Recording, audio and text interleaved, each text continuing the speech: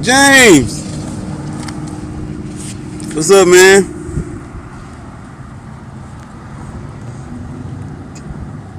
Noah, what it do? James, Noah, my people, what does it do?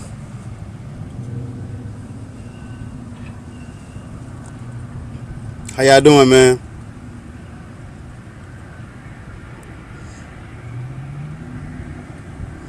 James, you gonna join? You gonna get on tonight? Is that James from the other night, or is that a different James? That might be James from the other night. James, we love you, man. It was just a joke.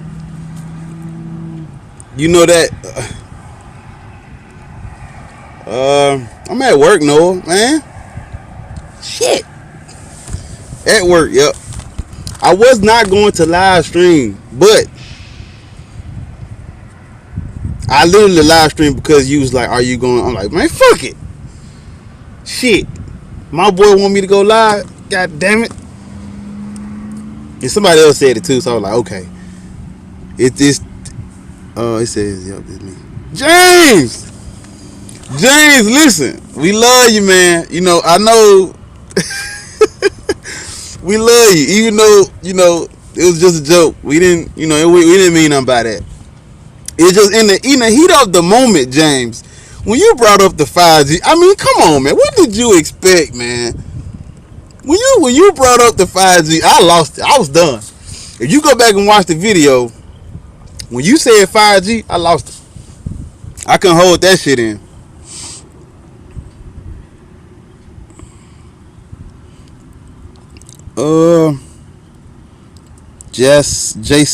Jason here. So we got James, Jason, is Skinny. Skinny said, "Keep my word." What can we do that God can't? Yeah. Does it sound like a trick question? James says he doesn't believe in the 5G conspiracy. That's a relief, because but when you brought it up, I was thrown off. That was too funny. Jason here says everything. Come on, man, give me something. Give me one thing that you can do. Like, be specific. Skinny said he can keep his word, but God can't. Hold up, I got somebody. Hold on. Yo. Yeah, what up, man? Yeah, what up, man? Yeah, I'm the one that uses James. I'm the one that uses James in the chat. Oh, what's up, man? Yeah, what's up? Yeah. My name ain't James. Yeah, what's up? Yeah. My name ain't James, man. Oh shit, what you? So is it Osai? How you say that? Osei. Osei, can you see? I hate that. Yo, they've been doing that since I was a kid. Everybody, do you like that? Man, see, and my name African and everything. I can't be doing that. Osei, can you see stuff? You gonna answer the question? What you think? Give me something, man. What can God do? That no, what can you do? Or no? What you say, man? Do you hear echo or no? I'm on my phone, so it's gonna be a little ugly and choppy and shit. So that's probably why. Yeah. But I can hear you perfectly. All right, then I just me that. All right, no problem. So, man. What can What God can do God that do I that I No, can't what can you do that God can't do? have sex? have sex? I mean, but what about the whole Mary thing and the Holy Spirit? He ain't had He sex ain't with have her. sex with her. He just put He it just in put there. it in there. He just He skipped just skipped everything. everything. What's it called? Like when the woman goes to the clinic and like the guy, they just get the sperm and put it in the woman without them having sex. What that's called? I don't know what that's called, but but I I don't don't know know if if somebody somebody ain't ain't telling the telling the truth truth the the whole whole way. way. So you said you can have sex, but God can't. Yeah, Yeah, show me show a me a place where place he where he having having sex. sex. I mean, did Jesus didn't have no girlfriends? Look, Look, I I think think Mary Mary Magdalene, Magdalene, she in the she in the all all four four gospel, gospel, so Oh, she so had she to you had be to gotta be turn. something. something. You gotta turn. If you got YouTube on in the background, you I gotta took I off turn took off it. YouTube. YouTube. You turned it off. That's Yeah, Yeah, hold that's on. hold on. that's probably why you hear the echo. Cause Skinny said he hear the echo too. Now what you Hold on. said? Should I Should I leave and then leave and come then back come back in? in? No, it's perfect now. But I don't hear the echo. But um, I think somebody said they did. Yeah, cause Yeah, I'm cause hearing I'm her. hearing her. So Big Jesus didn't have no girlfriend, man. No, No, Jesus ain't Jesus had ain't no had no girl. girl. See, I don't trust nobody who won't get their freak on. Man, Man, I don't I know. don't know. You can't I be really I really don't. don't. you can't be my God and you ain't getting he hints. I mean, you the God of the Bible. How you create everything? And I mean, you created this wonderful magical thing called sex, and you didn't get you none. I don't trust you. Look, Look, that that I don't out. know. Like, Like, look, look, there's a there's a bunch of bunch of guys for guys you for you to choose to to choose choose from from that be that be having having sex sex all the all the time, time, but just but not just this not one. this. Yep. I'm trying to see. Hold on. Are they? Is it still God can't get me no fucking money? No, you reading the question wrong. It's you have to tell me something you can do that God can't do. God won't pay the not is he said God won't pay these bills. Skinny says Jesus was a homosexual. No disrespect to homosexuals though. But that's weird because it tells us, you know, that the gay men and the homosexual men and women are supposed to be put to death. So when you tell me Jesus was homosexual, I'm like, that's kind of, you see what I'm saying, Skinny? That's kind of contradictory, don't you think? For him to write a book informing, giving us instructions on who to kill and why, and Yep. then you partaking in what what they doing. The people that you want us to kill, you doing what they doing, but you want us to go kill them. It's crazy. Adam says worshiping. Can you hear me? Yeah. Yeah, Is it choppy on my end? No. no. Adam says worshiping God is like willingly entering an abusive relationship. Amen. Adams, amen. I don't know if you're a girl or not, but amen, my brother. I'm assuming you a man. Amen. He go, hold up. Yo, Jason.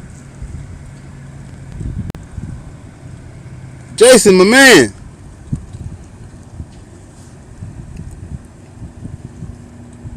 Yo,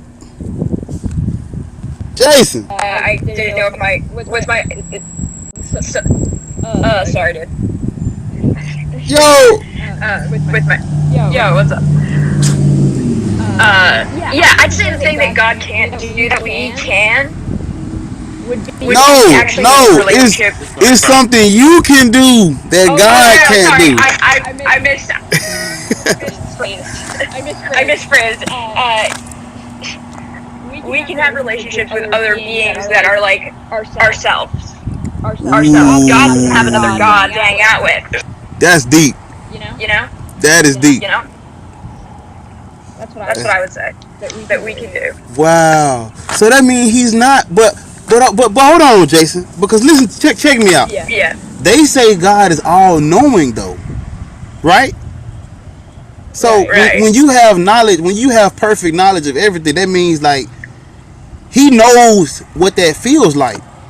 He know like I like. Do you understand what I'm saying? Like we can say, you can say, you know, God don't know what it feel like to have a relationship with a being that's like him, but if he has perfect knowledge of all things, then I'm like, he know what it feel like. Is that making any sense? I feel like that don't make sense. What you think about that? I agree with you. I agree with you. I think it gets more into like the qualia debate. The debate would be whether or not we actually, if we know.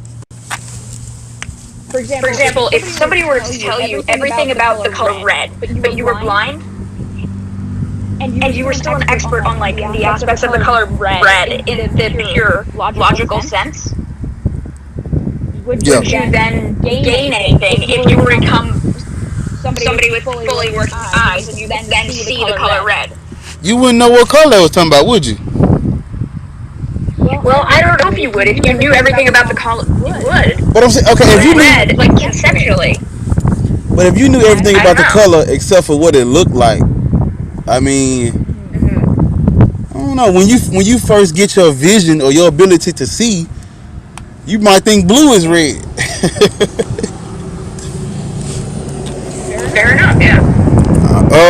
Hold on. Jesus Christ Almighty says, does God know what it's like to sin if he knows everything? See, that's what I'm saying. Like, I'm asking you name something. Huh? Oh no, sorry. I don't mean to interrupt. Oh no, I'm asking y'all to name something you can do that God can do. But it's a trick question because like Jesus Christ Almighty said, God knows everything. This is what I was saying. Like God knows everything. So you technically you can't name me something that you can do that he can't do because he know what the fuck. You know what I'm saying? He knows something. Yeah, like we cannot know something. Ooh, oh my, that's deep. Yeah, that's philosophy. Yeah. That's deep. You said we cannot know something, so that means God isn't all powerful because we can do something that he can't do. We cannot know everything. Yeah. Man, It's honestly it's one of those things when you get down to it. There are a lot of internal contradictions within the logic of a lot of gods. For example, if a god was all-knowing and also all-powerful, how would it then be all good? You can't have all of those together, you know? That makes perfect sense. Because then why would there be suffering? Wow. Because a good god would logically have the power to stop it and would know what was happening. So then why would it exist? Just like thanks for having me on. You about to back off? Okay. Yeah, but thank you for having me on. Alright, Jason, no problem. Adam says humans have the power, not no damn God. I agree.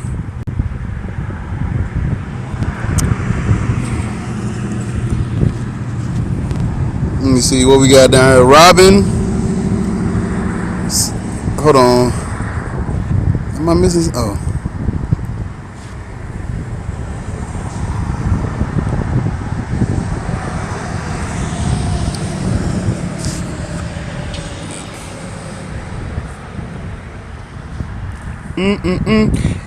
Yo, Jason, are you still at the no, not Jason, but what's his name? James. Is that James? Jason. No. Wait. I'm confused.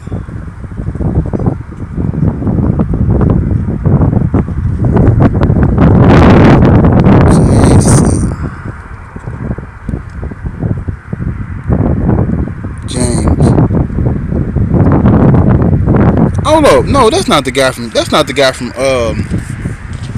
other night. I don't know who that is.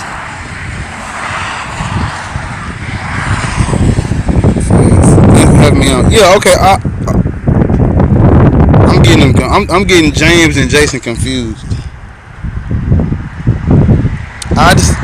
Noah says, I'd say the evidence for God existing is the same amount of evidence for unicorns existing.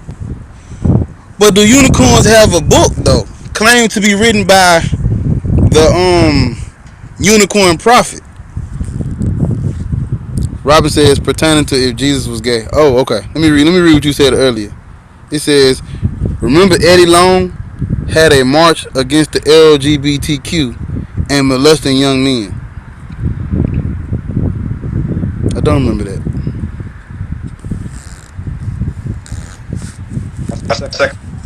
Huh? What you say, Osei? Yeah, I mean, I don't make Brad, but you assemble it. Ansley Brantley.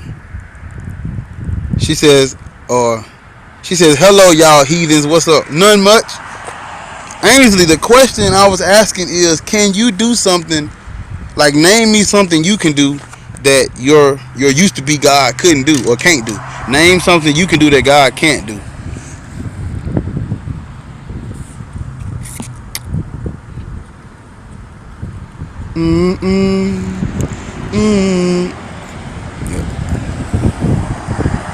I'm on my phone tonight. I'm a trans. Okay, I didn't know. I usually try to ask because everybody names look like it could be anything. That's why I be trying to ask before I say that. I don't want to offend nobody or say the wrong thing. That's why I be trying like if you see a name like Adams, that could be somebody's last name, and you don't want to end up saying he or she when it's really, they might identify as something else. So it's like you don't want to say the wrong thing.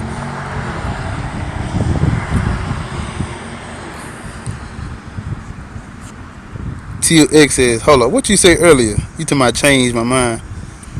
It says David and Jonathan was always kissing each other and naked around each other in the Bible.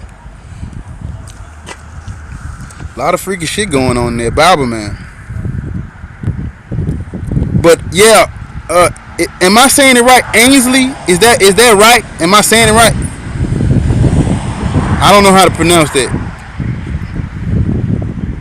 I might just call you AB because I don't know how to pronounce. I be getting names wrong.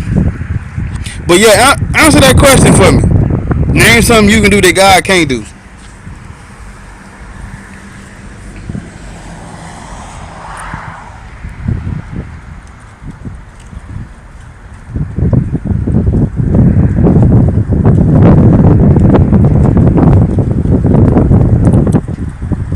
Ainsley says, he doesn't help those in need, but I'm the evil humanist atheist. Right. That's why I was just asking somebody. I was like, do I really deserve eternal punishment for some shit that I'm like? Come on, man. You could be a good person like you are and still not go to heaven. That's crazy, right? TOX, I disagree. God can change his mind.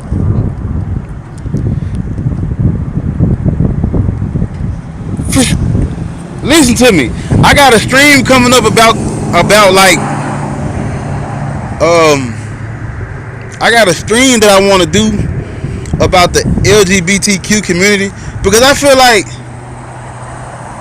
people are literally out in the streets protesting for fucking nothing. Like they protesting against but this okay, hear me out, AB. I'm gonna get back to the question. I want to say that. Hear me out. So America was found. I mean, they didn't find this land. They took it. So listen, check this out. The people who took some shit from somebody else and then went and got some other people and brought them over and enslaved them are protesting. They protesting against fucking equality.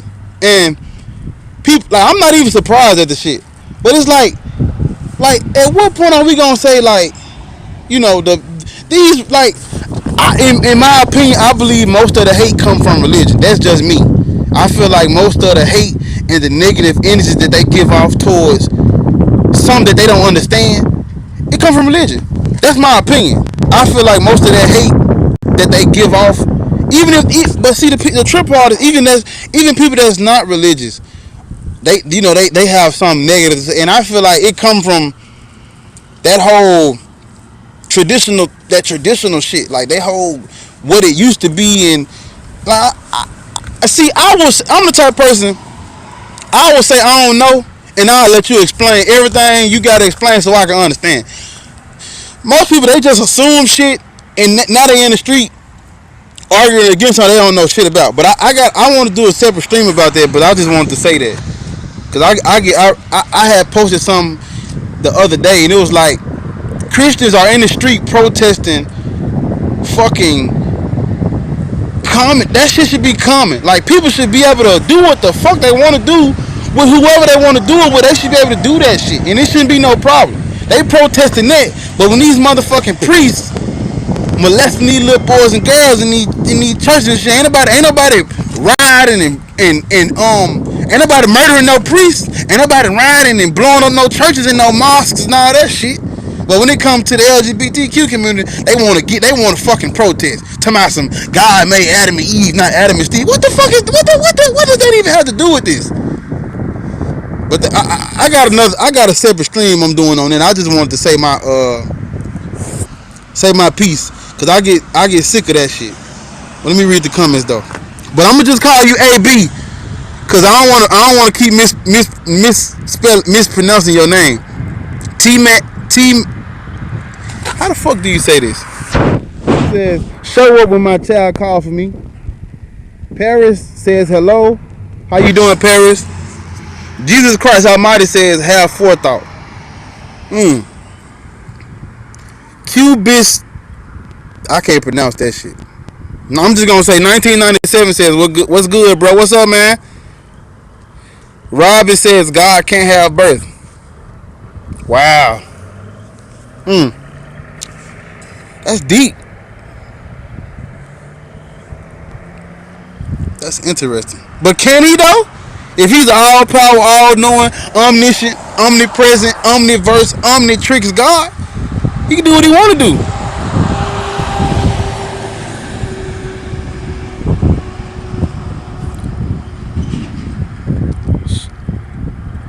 I'm reading it. The Maverick says, stop following the white man with your atheism. You gotta explain that. What you mean by that? Stop following the white man with your atheism. What that mean? Teal says Jesus called a woman a dog. Do you know why? Hey Ainsley, AB, are you saying exactly to what I was saying earlier? Do you agree with what I was saying? Am I spot on? How you feel about what I was just saying?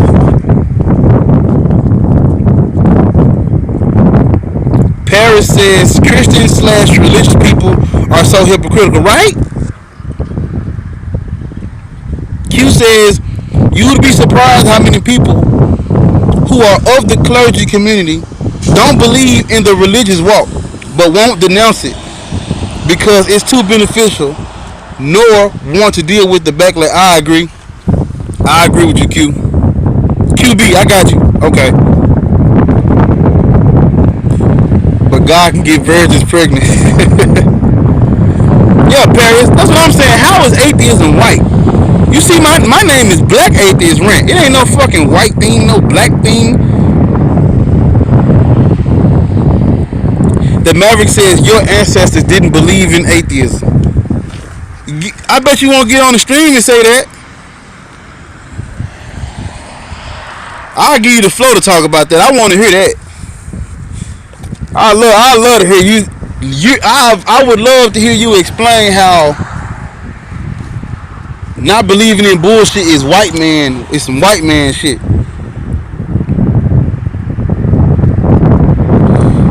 That was the. How am I in? I think you getting it mixed up, Maverick. Who is that? Oh. What's up, Osei? What's up, man? I had to come back in. I had to say this I had to because say this because this dude talking about that, and they used that, and they used that, and they said that our and they said that our ancestors didn't believe in no damn atheists. Right. Go ahead. I'm gonna tell you something. It been atheists everywhere.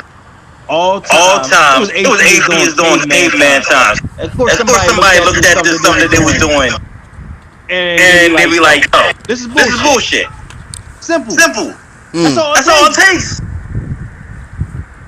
Ain't nobody believing in everybody's God and all the time. People is crazy to think everybody was just religious and just like, you know, and not doing nothing.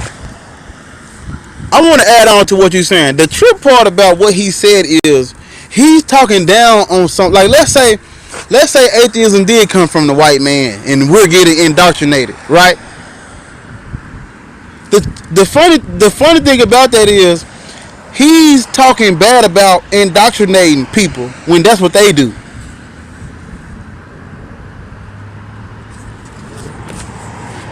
Right? Can you hear me?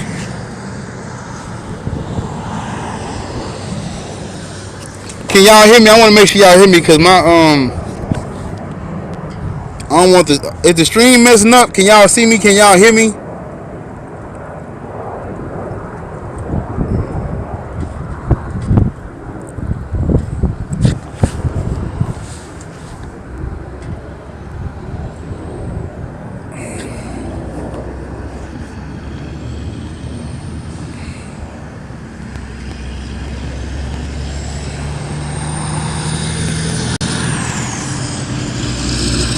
You're doing the right thing. Oh, say, can you hear me? Yeah, yo, I can hear you. Can you see me or no? No, I can't see you. Okay, okay. I still hear my echo though. I don't know what that is. Actually, hold on. What is? No, that's your screen. Like that. Okay, he said, yeah. I don't have it on YouTube. But they saying it's echoing.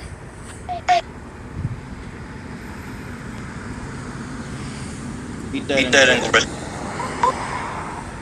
Jesus, thank you, Jesus Christ Almighty. He says, please help. The atheists are trying to indoctrinate me with knowledge. Exactly. Like, come on, man. Get the fuck out of here. Fuck wrong with them. The Maverick. Hey, Maverick. Come say that shit. Come say that shit, man. Maybe I don't wanna. Maybe I'm misunderstanding what you're trying to say. Maybe you should come get on the stream and say that bullshit. Cause I don't even know what you're talking about. Why everything gotta come from the white man? God damn. Yo, Maverick, join the stream, man. You talking all this hooping and high and shit. Talking about atheism come from the white man. Go on, join the stream and say that. You know what be for real? Atheism is actually the earliest time that we see atheism in the world is actually in India. With the dark skinned people. Well, see, I don't even really care where it came from. I just know. That's the argument that they do. Oh, he said it's 2 a.m. where he at in the UK. He can't join. Well, what the fuck you talking about this shit then? Cause you done got us. You done got me started, man. Paris says there are black people who are non-religious all around. They just don't want to open on to their opinions because their families and friends, etc., might get offended. Yep. There's a huge community of atheists in Nigeria. Yeah, but I don't give a fuck. I don't give a fuck who I offend. I really don't. I promise I don't. Luckily for me, my family. Luckily, no, I take that back. My family is lucky they not heavy on the religion. Cause I don't be playing this shit, man. Like man, you ain't finna force me to believe shit. Like I'm fortunate to not have a family that's just so deep into that shit. Cause I'm like from the hood. My folks don't really even know enough about God. All they know is to go to church on Easter and shit. You know what I'm saying? and thank them around Christmas time. They not really deep into that shit like that. So I don't really have to worry about offending nobody because my immediate family not into that shit. Now my family as a whole indoctrinated and they deep into it as a whole, but like my mom and my brothers and sisters, man, they could care less about that shit. The Maverick says modern Nigerians who admire white culture, but atheism ain't white culture though. You can't say you cannot what's the word I'm looking for? No, you can't just pin the lack of belief in the God on. You can't say that that's a white person thing. Come on, man. No, see, that's what they trying to do because their whole thing is like being atheist is anti-black. It's like you can't be a black person and believe in God. Right. No. You say a whole shit. You can't be a black person and not believe in God. They think something wrong with you, for real. Yup. If you 100%. They said that. When I tell people I don't believe in God, when I tell people, my bad for cutting you off. I ain't mean. I'm gonna let you finish that shit. When I tell people I don't believe, go ahead. You seen that video? Where it says that like, do you believe people who are atheists could be black at the same time? Most people said no. Who are black? It's sad, bro. And you know what? And what they always try to do is that they try to link it to European culture and hating your own culture. Even though the Christianity destroyed black culture in Africa and destroyed black culture here. Most slaves were like the traditional belief system. We wasn't like Christian like that. We was doing the hoodoo and the voodoo and the voodoo and the obeah. We was on the traditional African religion. We was not doing no Christianity. Some of us was doing Islam, but it wasn't like what it is today.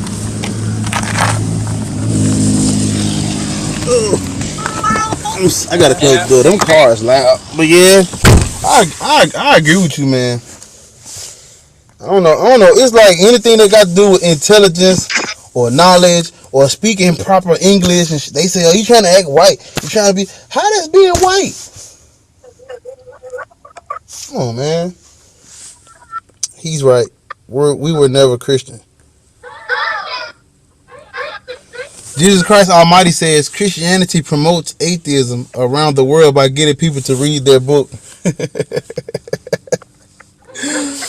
Oh man, right? Because to be an atheist, just read the book. The Maverick says your original. Who was this? Oh.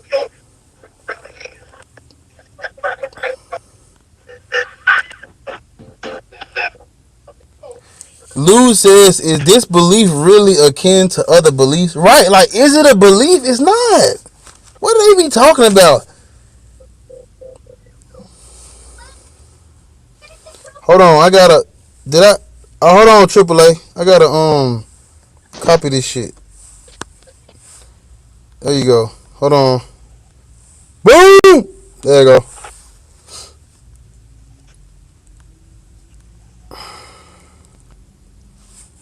Did it add you?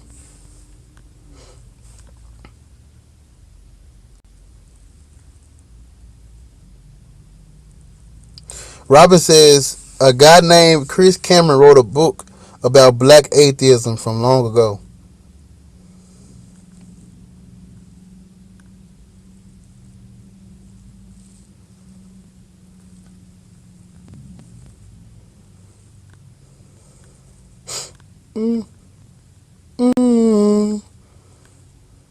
What you think, Skinny?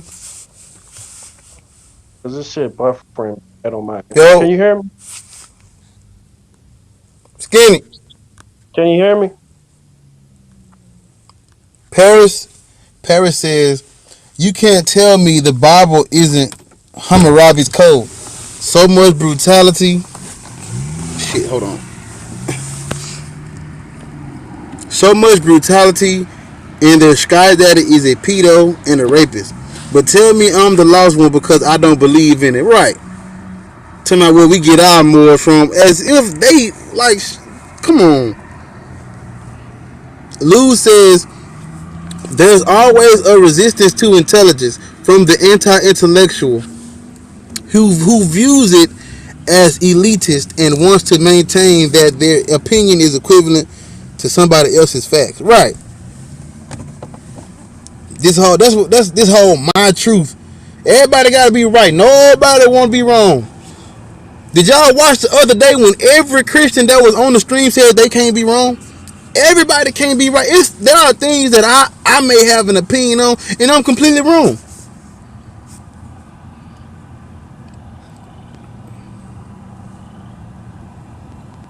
Yo, family, what you think about that?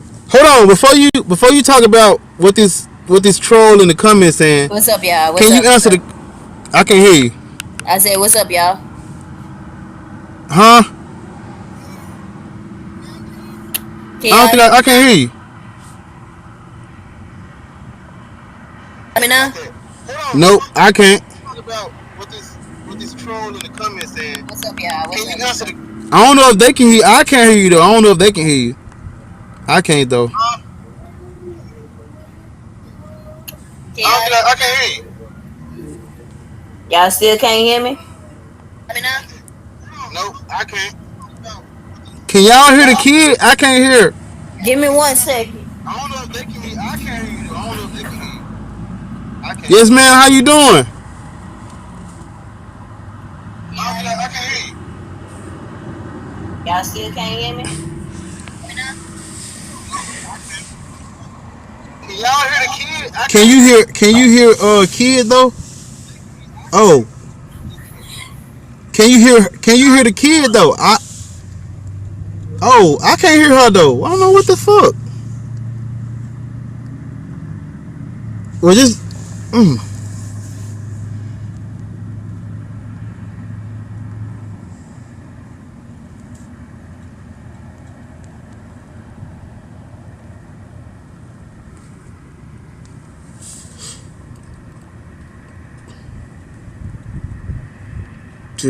Hey, yes, ma'am. Did you go back and watch the I had put the timestamp on the whole when we talking about the ghosts and shit.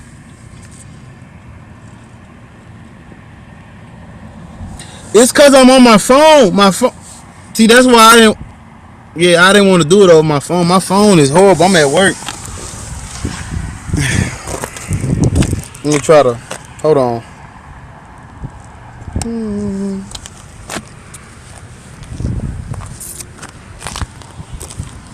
My phone is horrible in this area. That's why I was.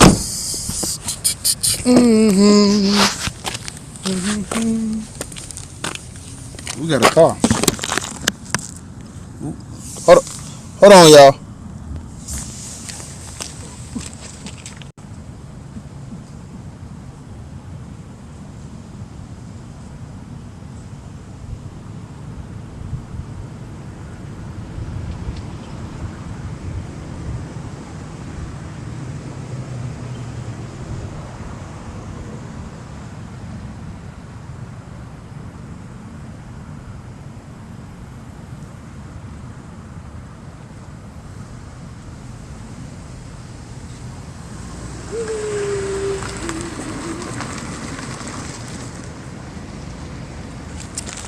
Oh, hold on.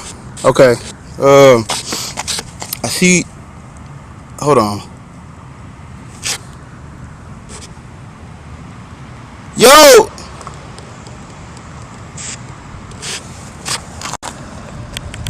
Yo. I can't hear you. I don't know why.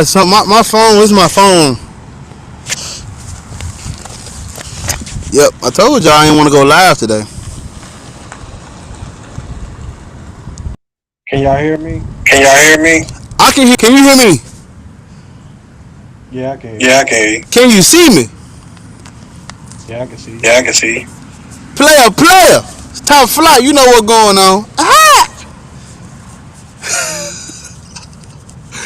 top flight of the world, Craig. You know what's going on, man. I'm at work with it, man. So can you answer that question? Hold on, I want to read the comments first. Because I was over there. I had to go take somebody's temperature. Yes, ma'am. She said I was dying of laughter. Man, me too. Boy, I went back. I was tripping. I didn't even know it was that funny, man. Wow. I love when it's just natural conversation and it just turned into that. I like that. Bible Thumper, Bible Thumper, what you trying to get on the stream talking that cash money? Well, let me send you the link. I'm quick to send my link. What's up? I got, you know what I'm saying? Don't let me get lewd on you. Cause when lewd get on the stream, motherfuckers be quiet. They don't even join. Talking it. Don't get on here talking that bread and cheese now. All these Christians want to get on here talking that crap. Then when I send a link, it's 2 in the morning. I can't talk right now. Well, I'm at a Bible, so shut your ass up then. Right? Don't be in the comments trolling and talking all this cash money. And then, who was that? Okay. Yeah.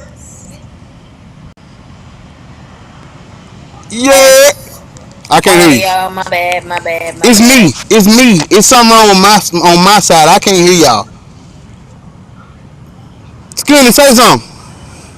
Yo. Okay, I can hear him, but I can't hear you. Me? Can you hear me? I can't hear you, kid. I hear Skinny, but I can't even hear Osei. I don't even know if he's talking. Man.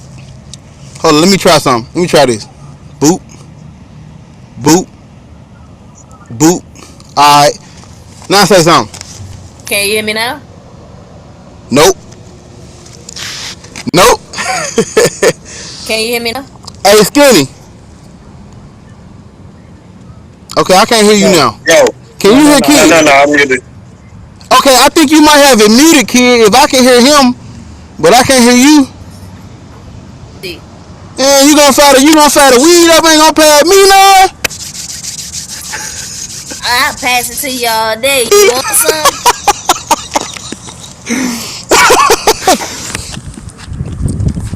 Man, I can't hear you though. I can't hear you. Nope. I can hear Kid. Okay, so.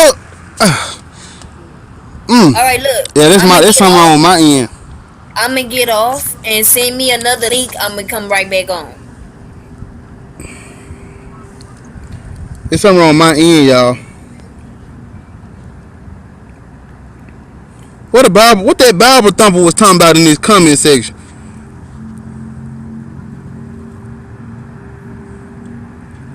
What's wrong with this nigga? Bible Thumper said, y'all mad all the time. Look me mad about. I mean, minus religion. But no, hold on. Let me get him. Let me get that. I want to say something about that. I'm gonna read the comment section. What is that? Okay? Like today, I had watched The Boy in the Striped Pajamas. Right. The movie about the Holocaust. You seen that one? Yeah, I seen it. How can I go? How can I be like? I mean, I try to keep it. I try to keep it cool, calm, and collected. But like, I cried watching the movie. You did? Like I cried. The movie made me sad. It's like I have a lot of things to be sad about. I have a lot of stuff to be smiling and shit. But motherfuckers have suffered for me to be here. I'm on the telephone, outside. You know what I'm saying? Recording videos on my own time. Somebody had to go through some shit for me to get here. So I be feeling sad about that shit. I think I care about other people too much. So I mean, I understand what he's saying about we need to cheer up. But I'm like, God damn, motherfuckers just got free round this motherfucker. Right. The Holocaust wasn't that long ago. Like, picture yourself in a concentration camp, praying to a fucking God, and you tell me, okay, I got a lot of shit to smile. No. I mean, it's time to be happy, but goddamn it, if I want to grieve for a minute, I deserve that. It's Can like I if It's you like don't if grieve? you believe, don't believe, keep don't believe, keep it moving. moving. No No man, man, like like No, concerned concerned about about no. See, Bible thumper. religion don't keep it moving. You don't get. Thank you. Go ahead, Skinny. in your It's in face your face 24/7. 24/7. That's what I'm talking about. I'm gonna say it like this. He want us to keep it moving. Yet every time I turn on the TV, get on any social media, what the first thing pop up? They ass. So I ain't trying to hear none of that. I'm gonna say it I ain't trying like to hear none of that. They always want a nigga to. They always want somebody to keep some shit to themselves and be the first one to talk about we gotta spread the good news and shit, man. Look, man, if you ain't gonna keep it to yourself, I'm not gonna keep it to mine. And that ain't the And good that ain't the news. good This the news. good This the news good right news here right that you No, here but that you bring but but up. bring skinny, up. check this out. They knock on our doors, right? Exactly. Exactly. Eight, we keep atheism to ourselves. You motherfuckers come knocking. So come on, babe, let me tell talking you a about. good story. Let me tell you a good story about this. So when I was like, Hey Maverick, look, Oh dang, lose, Oh look. dang, he still he can't hear still you. can't hear you. Yeah, you can't hear I me? can't hear kid if she talking. I can't hear Damn. nothing she saying. I'm gonna be quiet though. Go ahead and say something. They can hear you. Go ahead. All right, I'm gonna say it just like this with my beliefs and my thoughts. Like, as what I am, I'm not mad. I'm not a Bible thumper. I respect Bible thumpers, but I'm just trying to real. I'm trying to understand why do I have to believe in some supreme overlord? What is the point of believing in some supreme overlord? Because I've read the Bible. I went to class for theology and whatnot. I went to Gamma Psi and all of that shit. I read the book. Now, in the book, y'all might see a loving and God that's deserving of my worship, but I'm a black woman in this world. And in the Bible, being a woman is already okay for you to be going to hell. Like being a woman is okay. It's okay for you to go to hell and because you're a woman. And me being black, now they're finna use all the descendant of Ham bullshit to incapabilize me. Like I face oppression every single day, literally because of my color and the fact that I was born a woman. And it shames me how many women is in under the illusion that this religion is gonna save you. What are you saving me from? I'm a woman. I'm a black woman in this society, and let's add another egg to the basket and say that I'm from another country. So this hate in this country because of this religion is so blatant that it cannot be ignored. Like it can't be ignored. It's blatant as hell. And you want me to feel like, oh, I'm gonna be saved. Like you want me to be okay with this blatant disrespect because of my gender and my race. You want me to be okay, live my life, give you some type of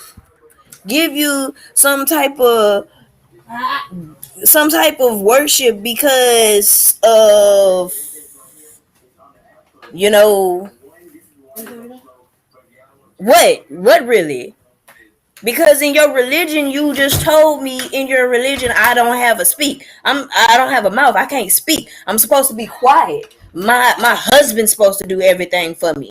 I'm literally just here to be a pretty face. I'm here to be his comfort. So literally you're treating me like an object. With that goes without saying, like you don't have to have words to tell me that as a woman, your original vision for a woman, period, not even putting color into this, just for the point of you having a vagina, you're supposed to be a slave to your husband. How am I going? What you want? You really want me to be okay? This is an okay religion for me. This is a religion that I'm supposed to go to some type of heaven. So, in order to go to this some type of heaven, which I don't have rights in anyway, I have to be. I have to be under this man because he's a man because he has something swinging below.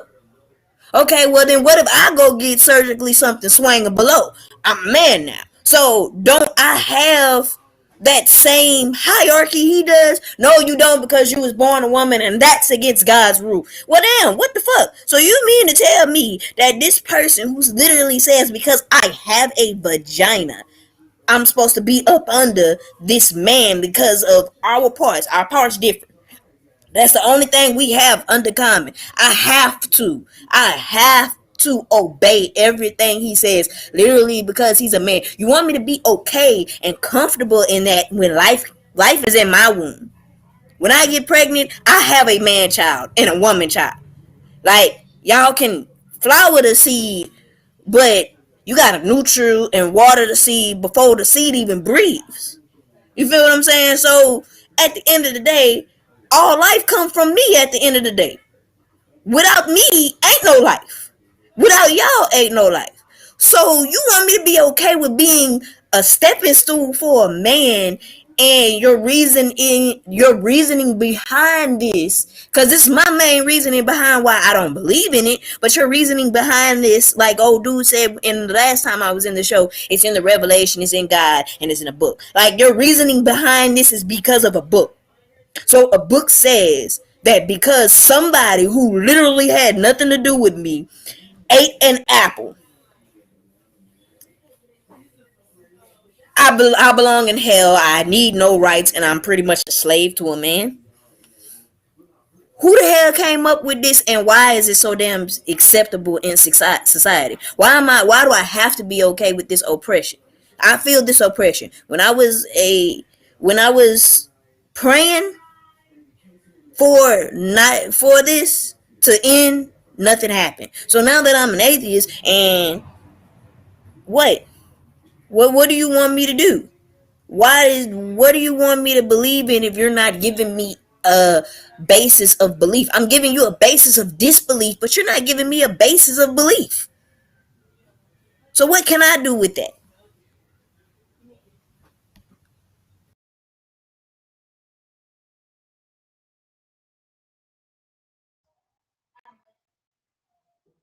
Yo, what happened? Uh, y'all can hear me now? Yeah, I heard you the whole time. Y'all just, you Like, just, you good. I don't know. But I'm saying, like, you're not giving me a basis of belief. Like, this dude is in the comments saying, yeah, women should keep their mouth shut. Why? So if I'm saying, like, hey, yo, we fucking up the planet, it's gonna start snowing in places that it don't usually snow. I don't know if y'all prepared for this shit, but I'm not prepared for this shit. Don't you think we should address it as a woman? What I'm saying isn't important because of my gender. Why do I have to live in this kind of oppression and be okay with it? Like, I'm being told feminism has destroyed the black family. How? How has it destroyed the black family? What is destroying a family by being a single entity, two halves of one? Instead of it being one and a worker bee, why are we not ruling together like the perfect monarchy?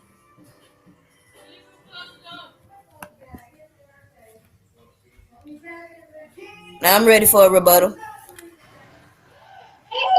Bible percent here is still saying that we're emotional and mad. Like, what are we mad about besides the fact that religion has destroyed so many people?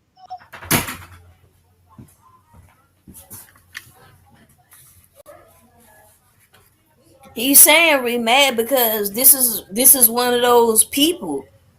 It's one of those people that's so in tuned in what he believe in. You can't tell him anything different. So he's gonna keep on ranting and trolling in the comments because he think he making us mad. When really in actuality, we making him more mad than anything because he's realizing how stupid the things that he believe in is. He's gaslighting, he's graggling. Now he's trying to blame things on the black community. Y'all brought us here. Y'all put us into this religion.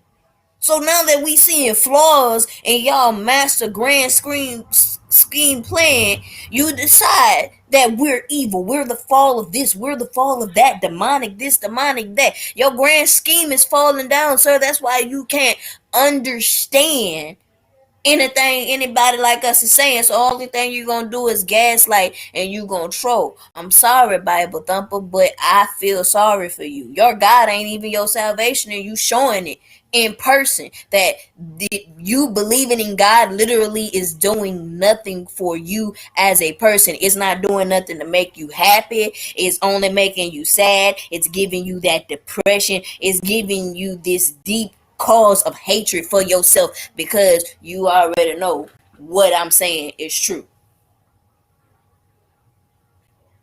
That's Let why me you say it have to like put. this. Go ahead. My bad. I'm saying, like, I'm reading the comments. I'm saying this is why he has to put it like that about me shedding my mouth. He been saying this whole time and letting me know that everything I'm saying is true. Bible Thumper literally has no rebuttal for anything that's going on. That's because I feel like Bible Thumper is a white supremacist male. And because he's a white supremacist male, whenever you don't see your whenever you don't see these black people that you have under your nail, conforming to a certain thought, he want us to be in church going, oh, white Jesus. You feel what I'm saying? The fact that we're not doing it and we're literally asking people to give us a reason to believe instead of just going by blind faith, and we're being woke ass black people. He's gonna be mad. He gonna do it. He gonna do all this stuff that he doing in order to gain clout and get our attention because he knows that we know he mad. He know that this conformitization that his ancestors has on us, he knows that's over with for him. He can't keep it on us like that. Now he finna keep doing this one thing that he finna my bad. He finna keep doing this. Like, people keep saying believe in God. I'm hearing you, Maverick, but I don't. I don't. As a black woman, see, the thing is, as a black woman, my particular struggle you can't go through. I can't go through y'all struggle. And I'm telling you, as a black woman from another country, the struggle that I'm going through, your God literally has not helped me or answered any prayer. My Loa has answered more prayers than your God. I don't know how you want me to feel about it, but it is what it is.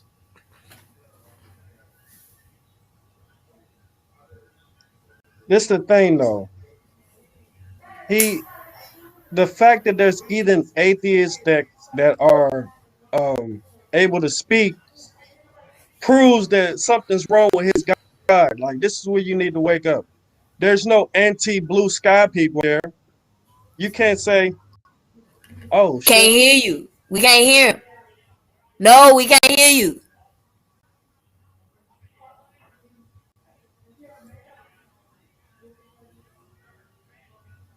Yeah, there's no anti-blue sky people out there. Like, you, if somebody say the sky blue, no, there's no anti-blue sky people because there's a fact that the sky's blue.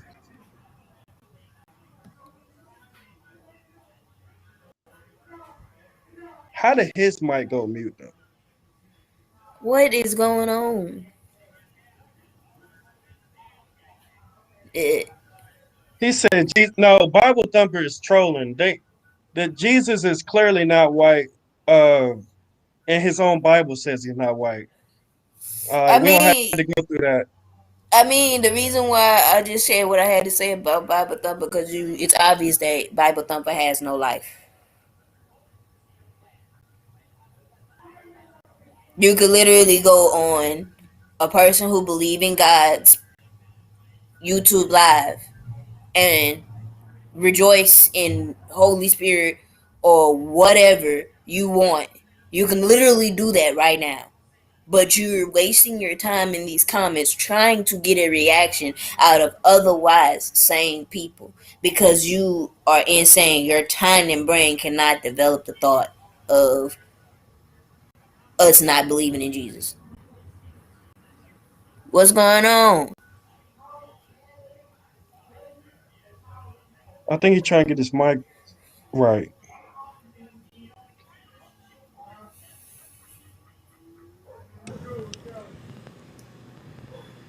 All right, man, you good? You on here? Yeah, we can hear you, bro. Say something. You can hear me now? Yeah. Yeah, I can hear you. Woo! God is good all the time, all the time. God is good. I'm blessed and highly favored. Amen. I don't know what just happened, but the Lord just. Hey, hold on. Here go Brian, y'all. Oh, yo, Brian, talk to me. Brian, Bible thumper on. Can y'all hear me now? Yeah, we can Yo, hear you. what's happening? Kid, hold up. Kid, can you hear me? I can hear you. Can you hear What's the me? hap? What's the haps? Hold up. Let me pray. Let My me pray right man, quick. but Hold on. Let me my pray man, right quick. Black Atheist. Hold on. Let me pray Yeah, go right ahead, quick. kick one of them prayers off. Go right ahead, handle that. Don't hold your breath while you praying. Shit ain't gonna work. He gonna come back. He fixed he fixed my stream, y'all. I gotta thank him. Bible thumper, what is this trash you talking about? What's going? No. Hold on. Shit, he left. Okay, Brian left too. Damn it. Dang, man. First of all, don't call it trash because it's just his beliefs. If he is a black male, it's been beaten into him Yeah. from 400 years of oppression. So Yeah. it's hard to take the slave nature out of a slave sometimes. Yeah. Yeah. You absolutely See, right. You absolutely right. Is he I black? don't, and I don't mean no disrespect to my black Christians, but you got to understand one thing: history is and always will be. Mm-hmm.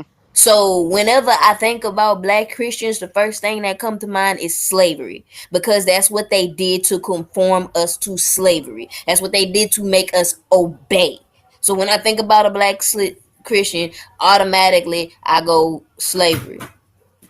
It's nothing against y'all. It's just what it was. Hey, y'all, can y'all hear me? Yeah. Yeah. Hey, my bad, my bad. Oh, you What's can going get on, this. I everybody? ain't want to wings. No. What's up? Hey, This is my first time on here. I know. Listen, before you get into what they were talking about, can you answer the question? what's up? What can what can you do that God can't do? Everything exists. Give me one, just one thing. Exists. Exist. Exists, brother. Well, Exists. I'm assuming, but hold on though. The question is assuming that a God exists though. You see what I'm saying? So give me like something in the, I guess in the real world that you could do that he can't do.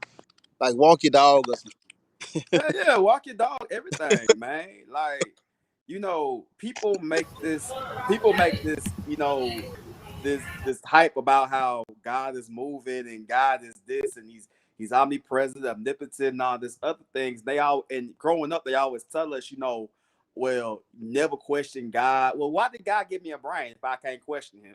Mm. There are so many things that's wrong with organized religion and what it's done to black people. I always tell folks like religion has really become a detriment to our society. And by our society, I mean black society. It really has. Mm-hmm. I remember like the story of Job, for instance. When you talk about the story of Job, when you really think about it, God really fucked up Job. Agreed. Like when you sit back, you really think about it. God fucked up Job, and people be talking about, oh, that's a shout message. That's a shout message. Job was faithful. He got everything back twofold. So why did God take everything away from Job? Why? To test him?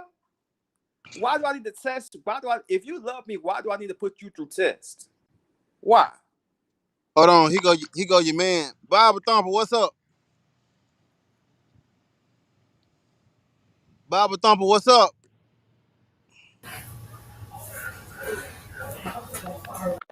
Yo.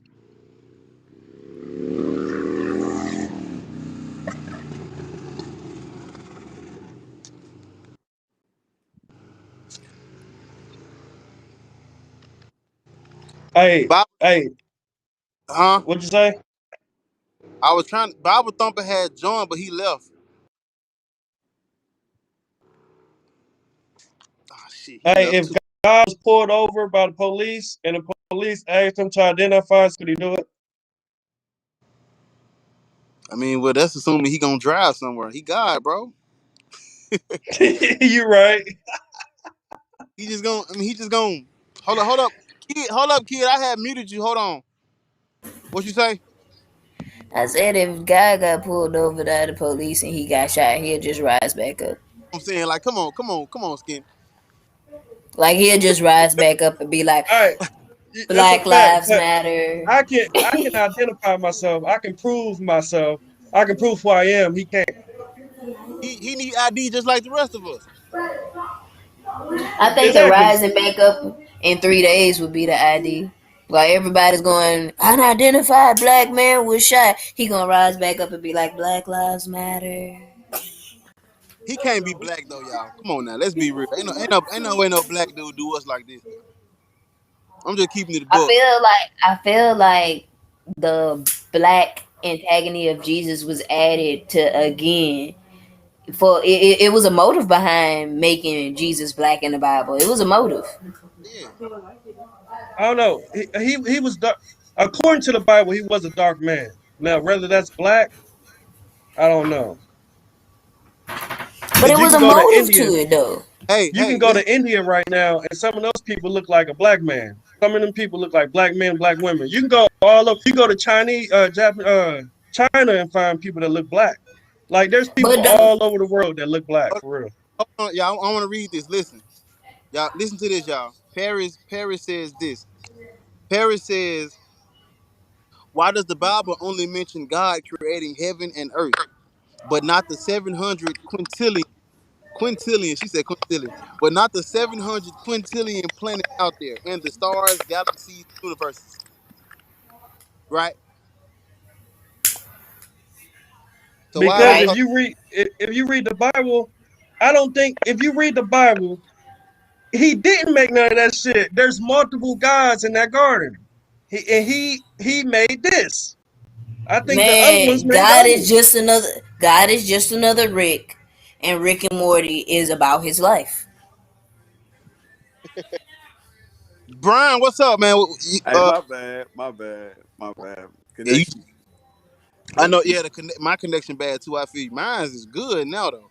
Yeah, I have to, boost up my Wi-Fi a little bit. But Yeah.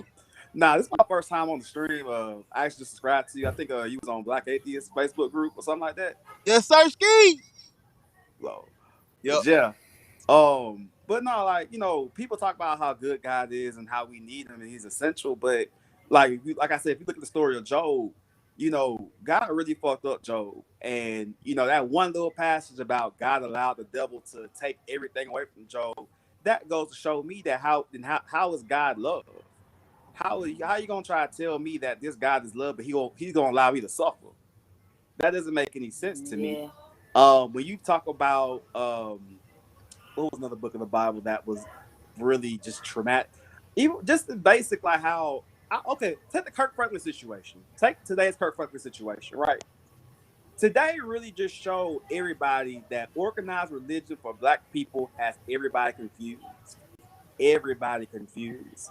Y'all folks still going to John Gray Church even after this man done cheated. Kirk Franklin is pretty much the face of gospel music, but you go through hell and high water to defend this man because he done cussed out his son. To me, it wasn't that big of a deal because everybody cussed, but you can't sit up here and be like, well, kids without sin cast the first stone.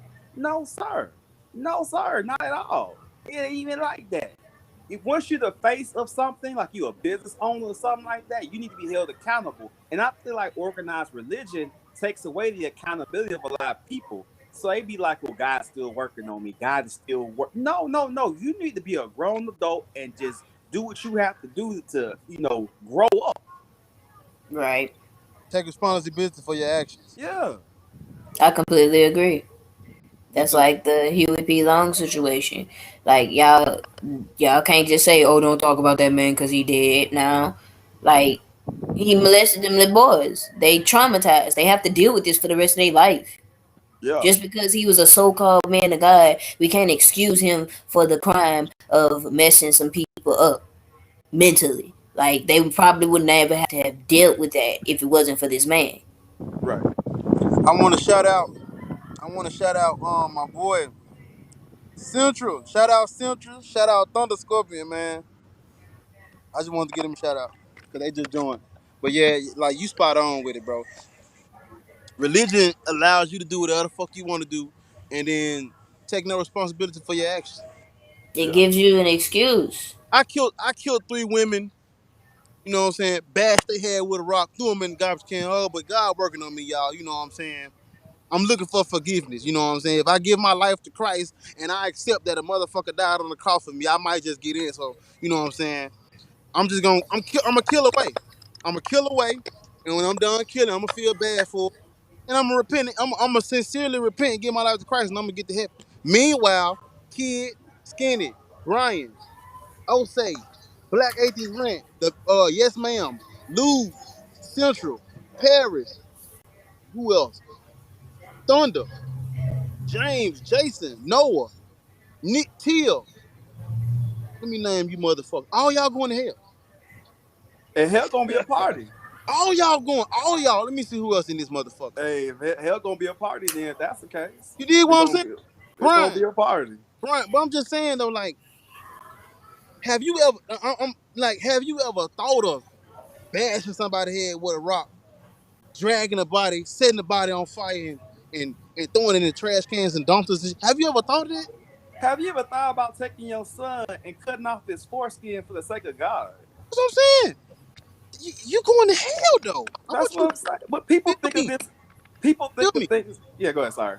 No. I'm listening. Go ahead. I was just in the moment. Go ahead. Nah, people utilize these things and they say things like, "Well, the Old Testament is null and void." If the Old Testament is null and void, then why does it still exist? Why is it still being printed?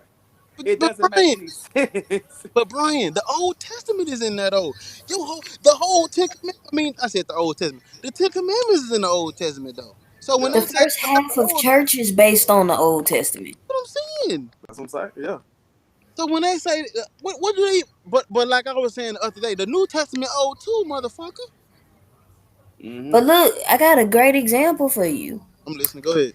I was watching this girl on TikTok. She had explained the story of Lot and his concubine.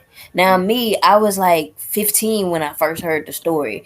And I'm remembering as she's telling the story in real time of what a concubine is, what the men did to the concubine, and what Lot did to the concubine, and realizing how badly the church really skeeted over all of these facts to a 15-year-old girl to make her think that it's wrong to leave your master. And they used marriage as leaving your master. The concubine tried to run away. You know, a concubine is a sex slave or whatnot. And Lot went back and enslaved her, and God punished her. Then some men tried to rape Lot, and he gave his concubine instead. They raped and killed the concubine, and he was so mad at the concubine that he cut her body in 12 pieces and sent them to 12 tribes. Sick fuck. But I can't get to heaven though. Hey, let me ask y'all a question. For anybody in the chat that believes in heaven, is excited for heaven, right? What is the lure for heaven? Because according to the Bible, you're gonna be on your knees praying all damn day. That's what is paradise about that? Yes. You're not running around. You're not living it up. You ain't floating. You on your knees praying for eternity. No, you ain't praying. You kissing ass for eternity, motherfucker. But you want to know something crazy? You want to know something crazy? People be like, the devil, the devil, the devil, the devil, Satan, Satan, Satan this, Satan that. But the Bible gives evidence that Satan might not even be Lucifer or any type of fallen angel. It might be the archangel Samiel, which by my knowledge of what research I do, Samiel is one of God's sons, because that's what the angels were. You said doodle. My bad. No, I'm just fucking with you. But nah, man. That's interesting. I'm listening. But if this is God's son, Archangel, he can go to heaven whenever he wants to. God's not mad at him. He's doing exactly what God wants him to do. If the devil is Samael, ain't he doing what the fuck God told him to do? So if he Exactly. Look, told him, I want these people as sinners, do whatever you want with them, shouldn't y'all be happy in that position? exactly. Because it also says in the Bible and some parts of the Quran, if you actually read it in the context that it was written, not in what context that you want to read it in, that one who does not believe in God does not believe in the devil. So if you don't believe in the devil, you don't believe in God. You have to believe in both because they're one within each other. Facts. Where did they even get to the point that Lucifer became the devil when he was a snake in the first chapter and we never hear about him again? We actually never hear about the true contents of how Lucifer / Satan / whoever, even though they're like 3,000 different people. We actually never really hear the true story of why Lucifer was kicked out of heaven. We really don't know that true story. We just know, like, hey, Lucifer was a minister of music and he was kicked out of heaven for doing for God knows what. So the fact that, you know, people want to blame things like when things go bad, it's the devil's fault. When things go good, oh, praise ye Almighty God on the throne, the whatever. It's really funny how, you know, when we as like primarily black people, it's like, you know, we thank God that Biden is in office, but because, you know, Trump was the devil. But when you have white evangelicals out here saying praise God for Trump and Biden is the devil, which is which? It's because the entire religion is built on scapegoating. God needs the devil because the devil is the scapegoat. Facts. Oh, I mean, it's ultimately even God is a scapegoat for human, limitations. So whatever you can't do, God can do. So you can move on with your day without worry, or whatever the case may be. Like, man, Lou, I've been waiting on you all day. Hey. I've been waiting on you all day, Lou, because you make the most sense. You took the words right out of my motherfucking mouth. He just know how to do it. It really comes down to, I mean, like I've when you understand the anthropological roots, like why ancient tribes invented these stories, in order to escape their ignorance and in order to escape their sheer terror, like thunder and plagues, and like they had no idea how the weather worked or where the sun was disappearing to every night. So they were like sacrificing animals in order to make the crops grow.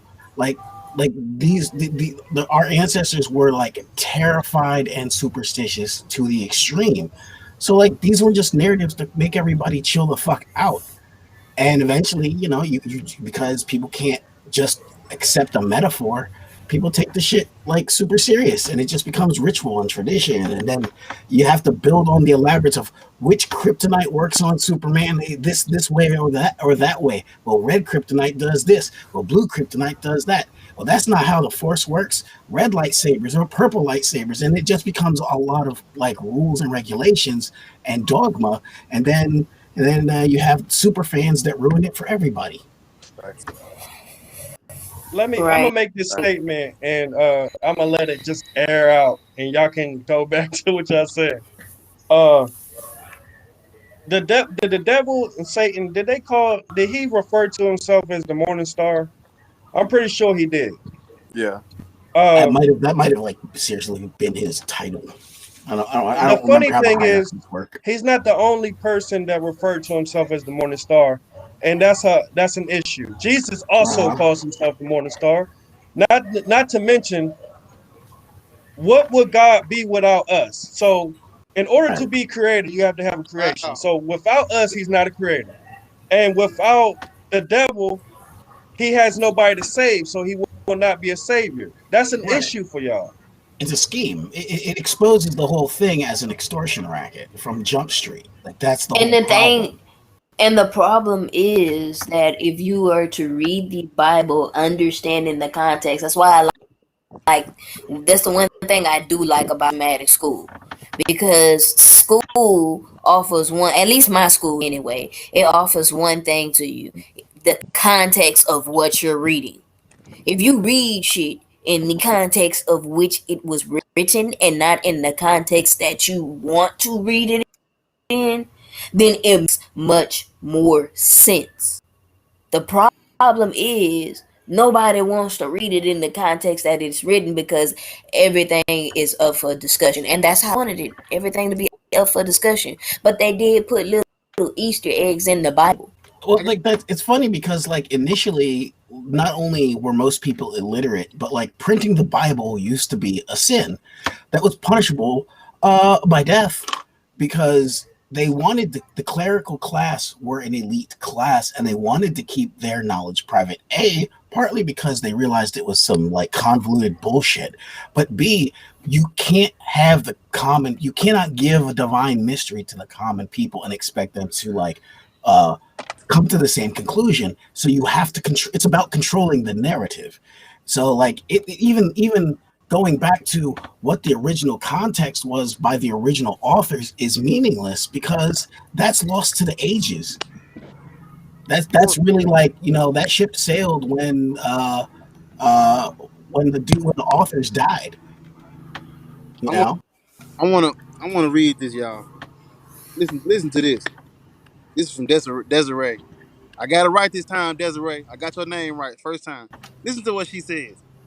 She says, ooh, where is it? Listen to this. Listen to this. She says, if Satan is responsible for all the bad things that happen, doesn't that contradict the idea that humans are responsible for all of the bad things because of our free will? Well, all of it is like the entire problem with free will as a concept is there's already too many cooks in the kitchen. There's God's will, and he's omnipotent, so how you're independent of that is a mystery. And then there's the devil, who's not omnipotent and yet has free will. That was a terrible fucking idea. Whose brilliant idea was that shit? And we're caught in the middle, and we're the least powerful influencer in this mix, and we get the fucking like we get the carrot and the stick. So like it's just horseshit. Yeah. It's just yeah, I'm sorry. It's horseshit. Free will is subjective. Free will is very much subjective. Yeah, live your best life, but I'm gonna punish you for making your own decisions. How dare you do those things that I knew you would do in advance? How dare you? How dare you have sex before marriage, even though how dare you not make the decision I want you to make? Yeah. Right. I'm gonna give you free will. How dare you not obey me though? Like the fuck sort of Indian gift is that? God is like the oppressive parent. Mm-hmm. And I remember a line in Steven Universe that made so much sense because I seen it on TikTok. Line said that human lives are so short and they rely on what the last generation left to solve the mystery of what was. When you only leave them limited information, you send them into oblivion. And I feel like that's part of it's a kid show. What's going on. Right. I feel like that's a part of what's going on with society. First, it started with the whitewashing. I know it wasn't intentional for this class, but for the people that don't understand that that's what's going on, like, off with your head, jump off the next goddamn bridge, or either jump off the bridge or get hip to it. Know what happened back then. Mm-hmm. I'm not saying you gotta be completely responsible, but catch yourself. We can make it better for the future because the future relies on us.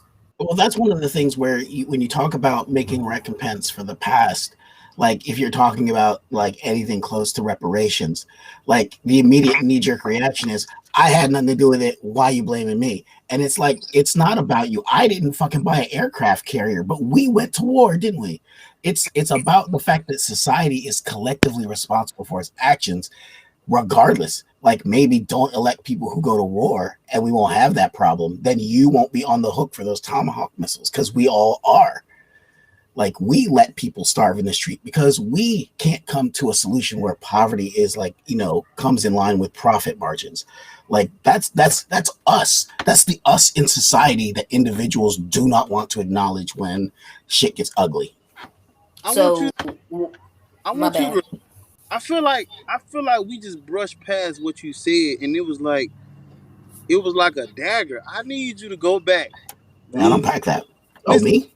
When back to Desiree's question about how they blame Satan for all the bad, yet they say is that like what you said at the end of that. I'm just still stuck on that. You said how God is you got to repeat it for me.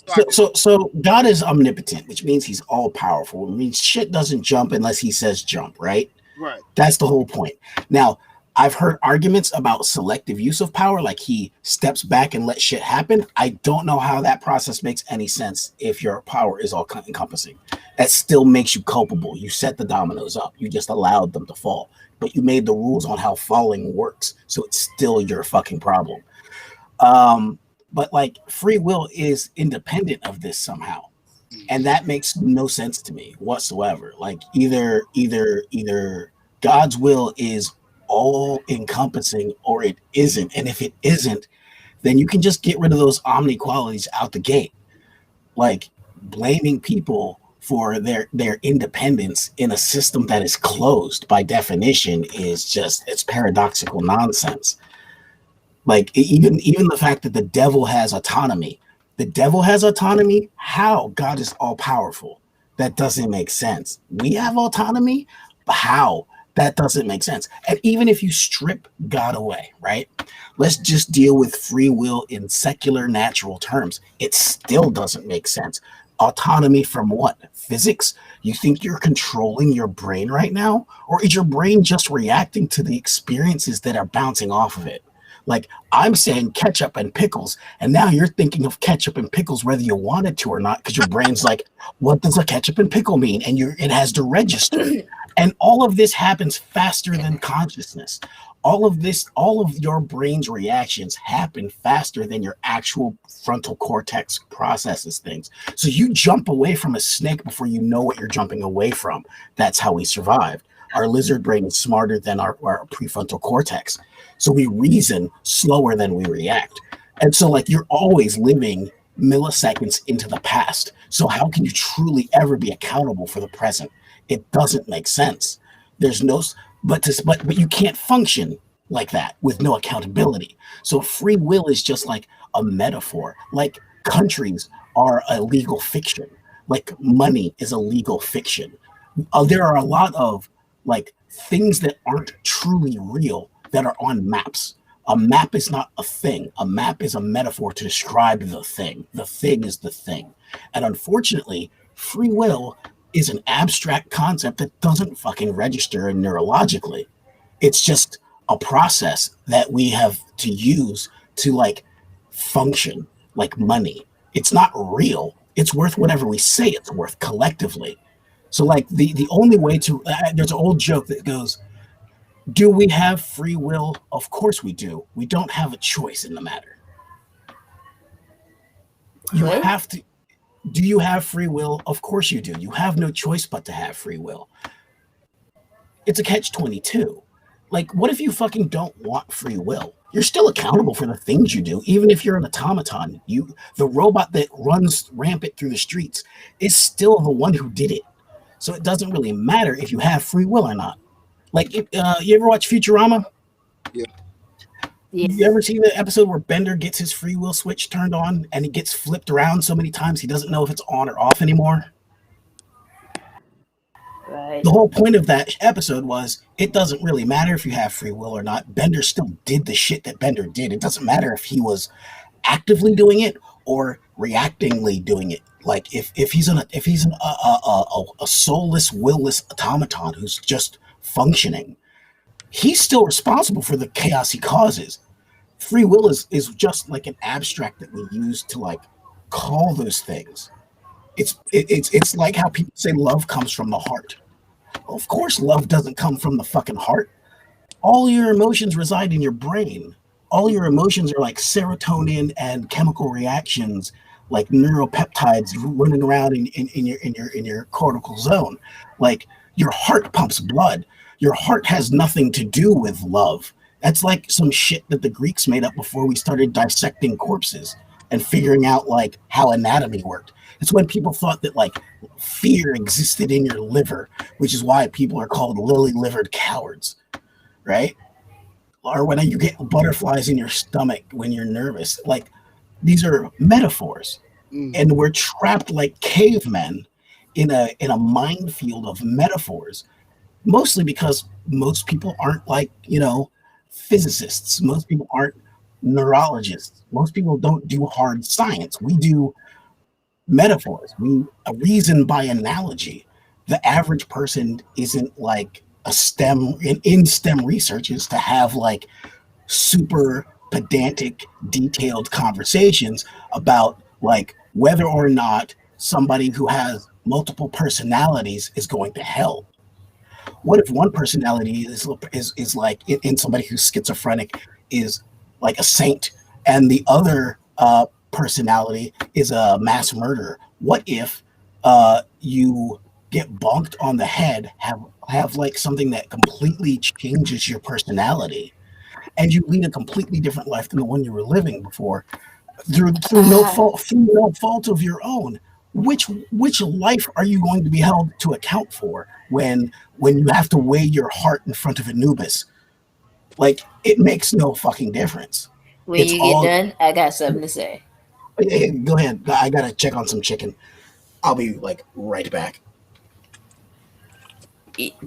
I like to capitalize on what he said because I was watching Game of Thrones the other day, and they were basically telling the tales about old kings and stuff that came into old books, and they made me look into the books and actually go and read them and whatnot.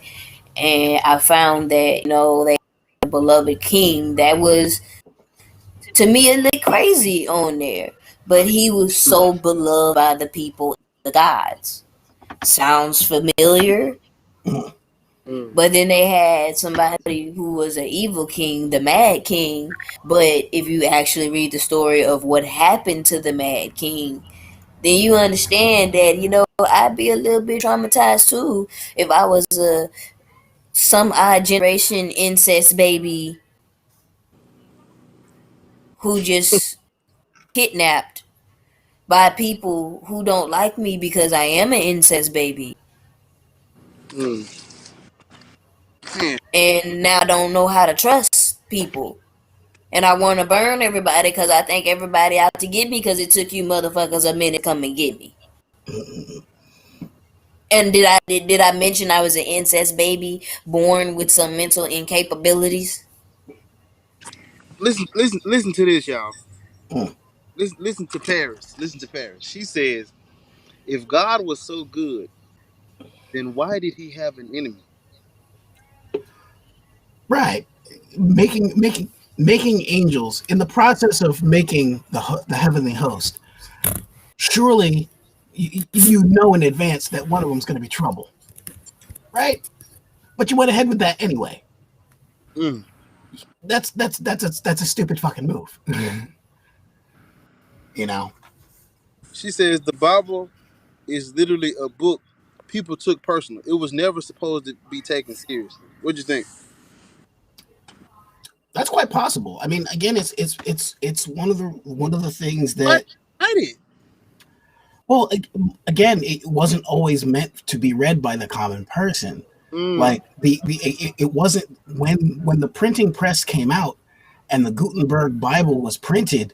That was some scandalous shit back in the day. Because like when you lose control of a story's narrative, like if Disney was to let loose on the intellectual property of Mickey Mouse, people would be making Mickey Mouse fan fiction forever, and no one would remember whatever Mickey Mouse is known for these days, because the new shit would be much cooler. You lose when as a tribal people, as a where culture is so important to us, a central narrative that is consistent is at the heart of tradition. Once the narrative can be changed by anybody's interpretation of their $2 Bible that they found at the convenience store, there's no centralized organization anymore. There's no church. There's no monolithic power structure. And it's really always been about controlling the masses through centralized power structure. That's why what Martin Luther did by nailing a piece of paper to the wall saying, here's 10 reasons why the church is bullshit. By the way, I'm starting my own church, though, was a revolutionary thing. You know, he still missed the mark by quite a lot, but he did what he could during his day and still, like, got people killed over it, you know? People like, when we were arguing about what the difference is between an agnostic and an atheist, it's good to remember that the term was invented because the word atheist is so loaded with baggage. And so, like, you couldn't call yourself an atheist without, like, losing your job. Your career would be over. Like, so, like, the guy who invented the term agnostic invented it as a fence-sitting, weaselly kind of term. It's a technicality. Yeah, I just don't know. Yeah, well, that means you don't believe, but you're going to sidestep it. That's cool. But he did it because of the consequences of coming out that way. It was like being gay before the 80s. Like, you just get pilloried, you know? It's the scarlet letter shit. So, like, you see what they do to women who do math. They burn them at the stake. You know? And Mark said it as you were saying it. I was reading it in the chat. It's used to control, and it's simply just trying to keep everybody in line. There's a great bit where there was this show called Buckleberry or something like that. It was on Comedy Central. Buckleberry. Yeah, that's the one. And I can't remember the episode, but the dude basically goes up to, like, the Pope and is like, well, if you know, the Pope goes, well, it's always just a bunch of bullshit. Everybody knows it's bullshit. And he's like, well, if God's not real, what's it about? And he goes, it's about the money. Of course, it's always been about the money. I said, the Pope's got the GDP of your country in the jewels on his hat. Like, you can make fun of televangelists for being charlatans and ripping off communities wholesale all you want. The dude's got 2,000 years of this on his crown.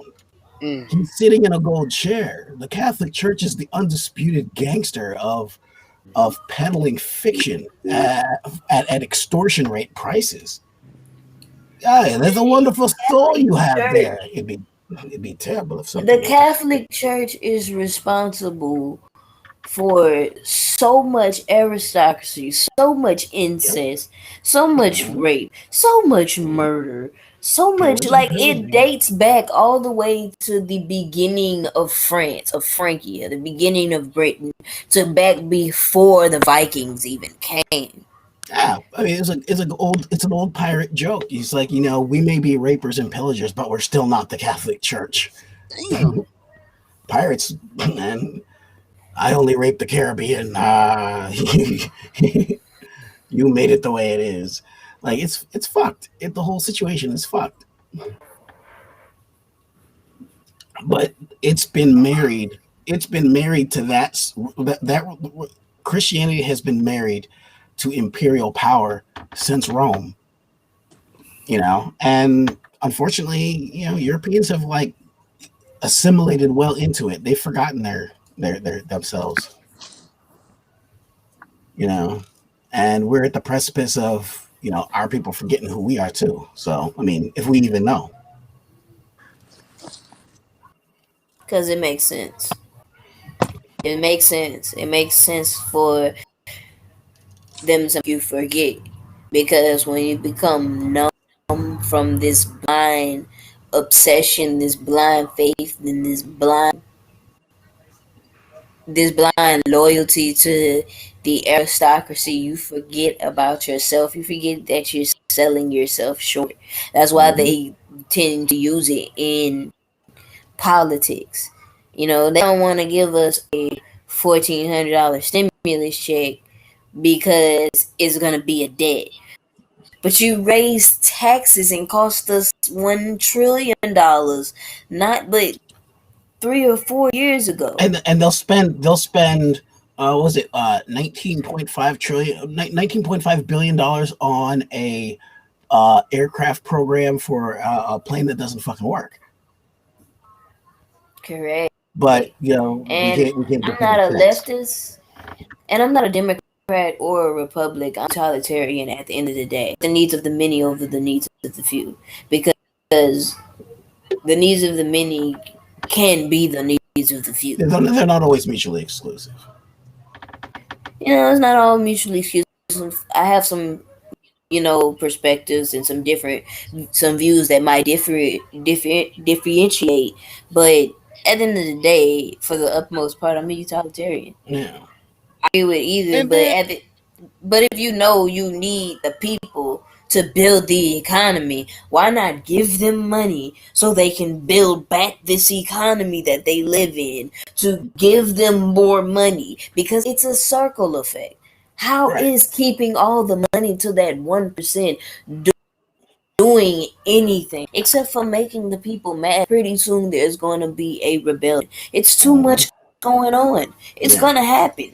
History constantly repeats itself. It's going to be another civil war, and the people in the office is going to be like, I don't know why this is happening. Yeah, we're the only country that's had a civil war that pretends like there's only ever going to be the one. But we're the most propagandized group of people outside of North Korea and China. And then, hold on, y'all.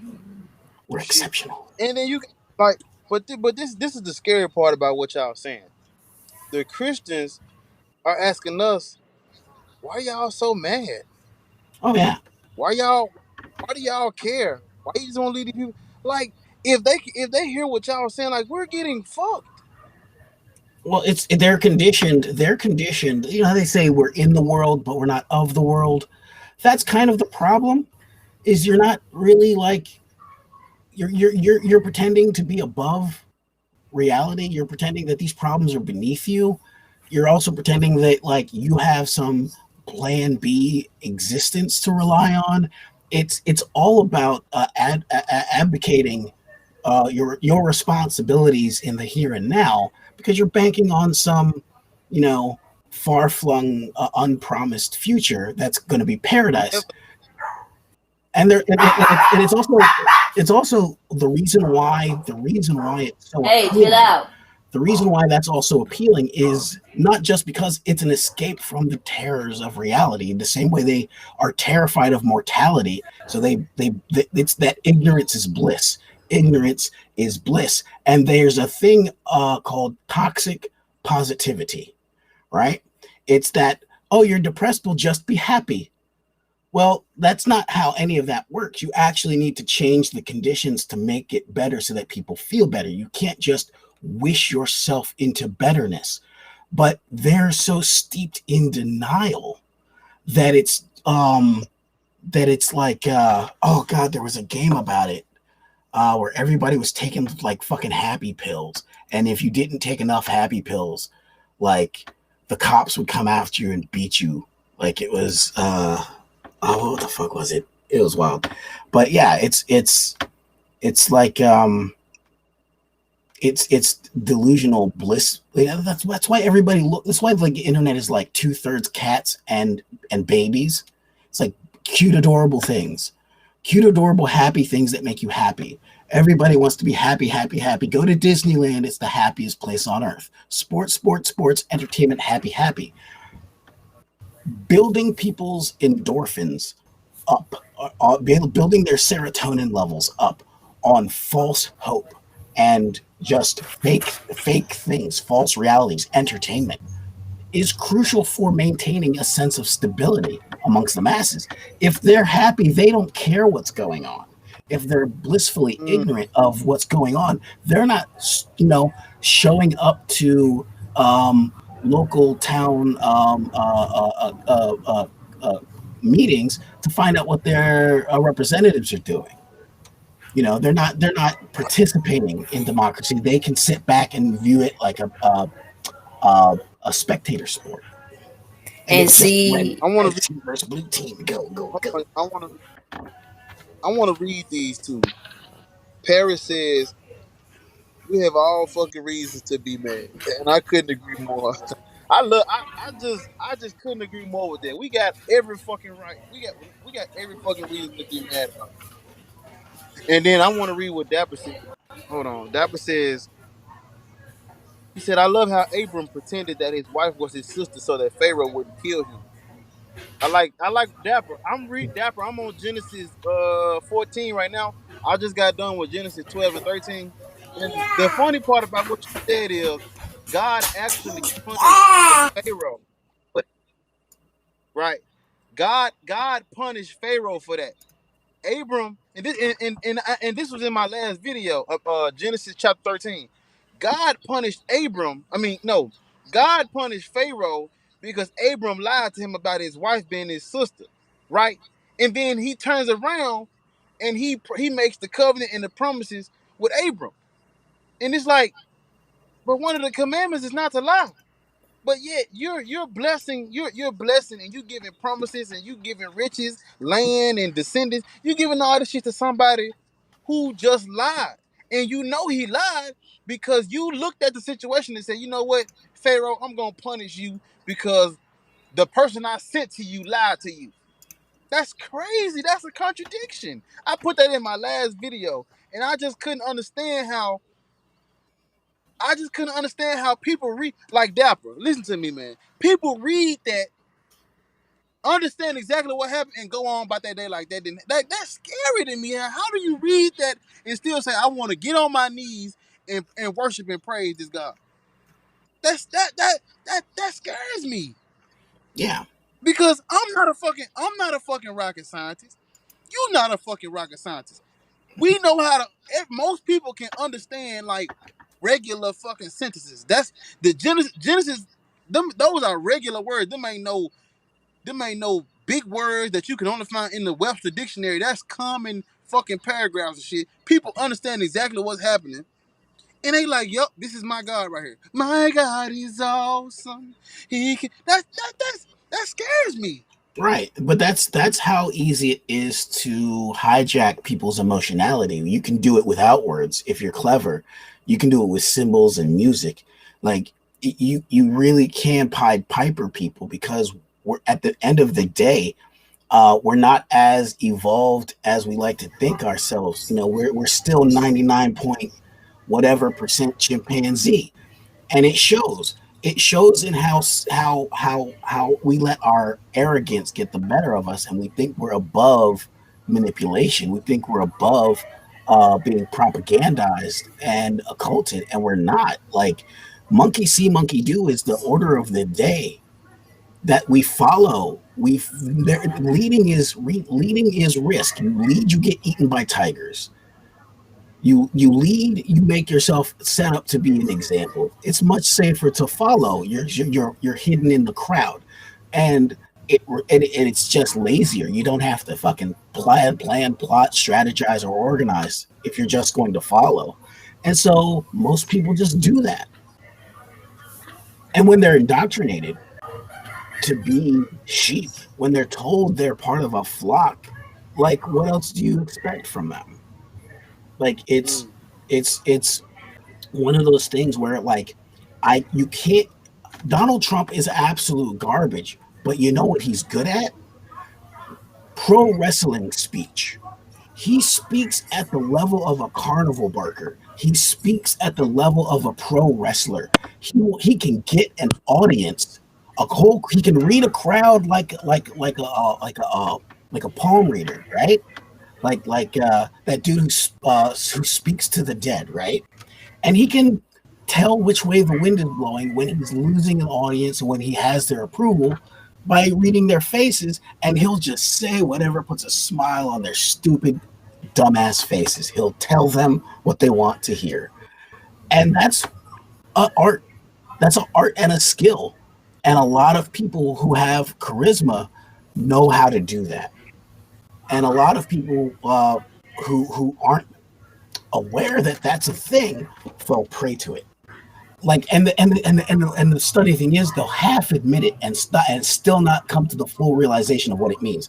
Oh, he says what I'm thinking, they say, as if that were a good thing, as if he wasn't just telling you what you wanted to hear. Whether he means it, whether he does it, is besides the point.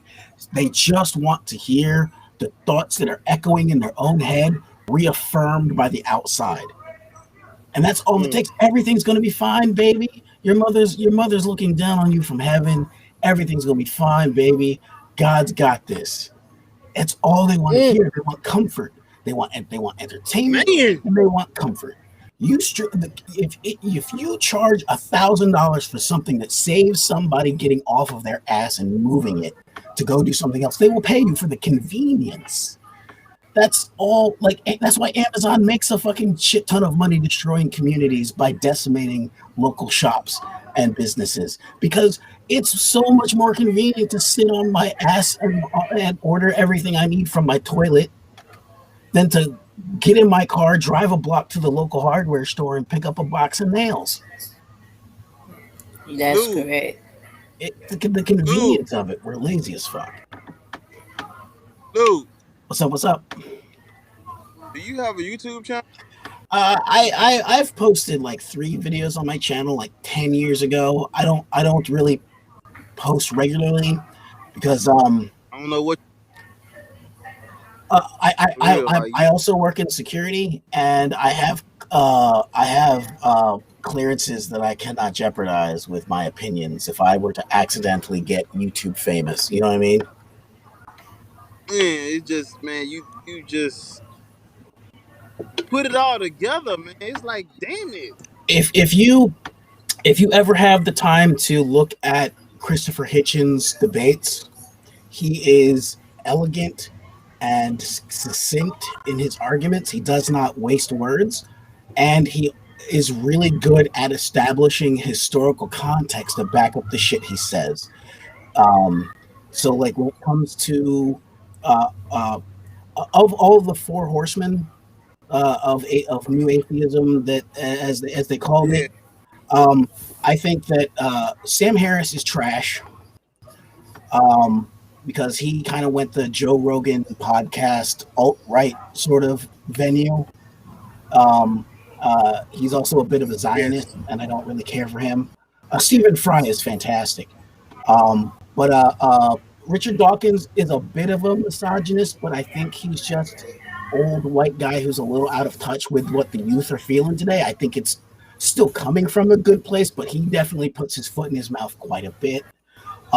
Not to detract what he's saying, but again, he needs to maybe stay in his lane a little more on the biology stuff and let the cultural warriors do their thing.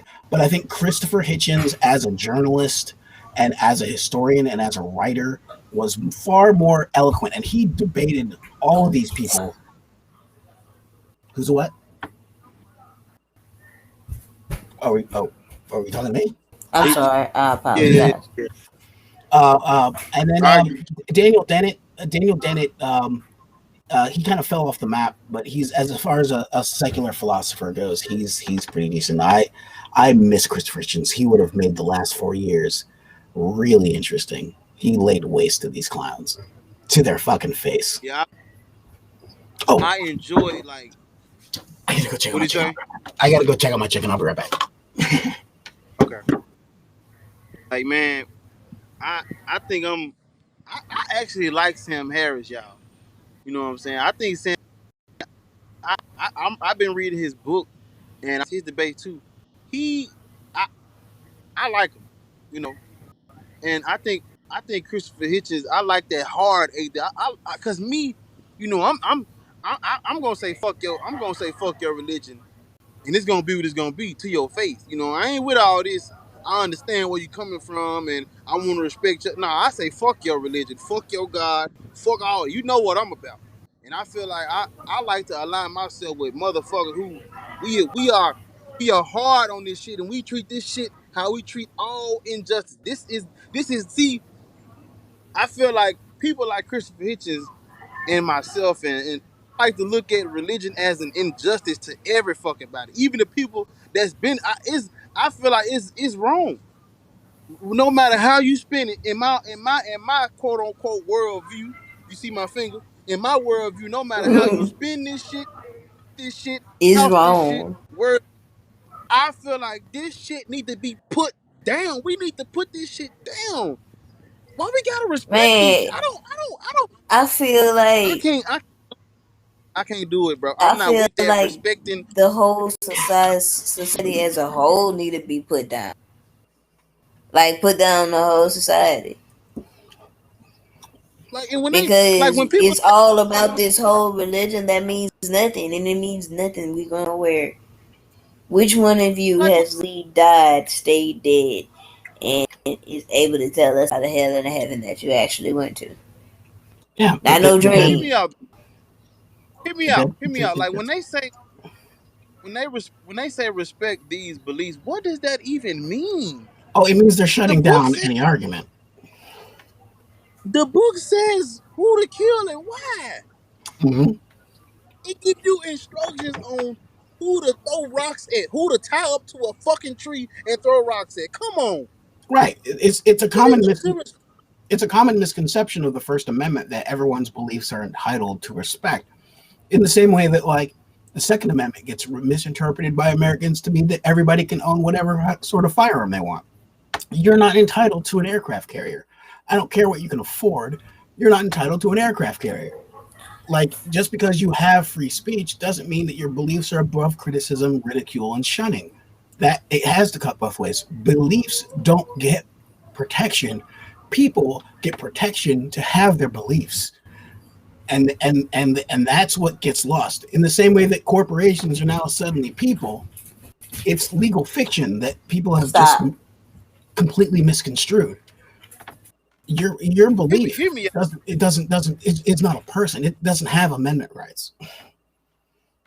Hear me out, Lou. Hear me out.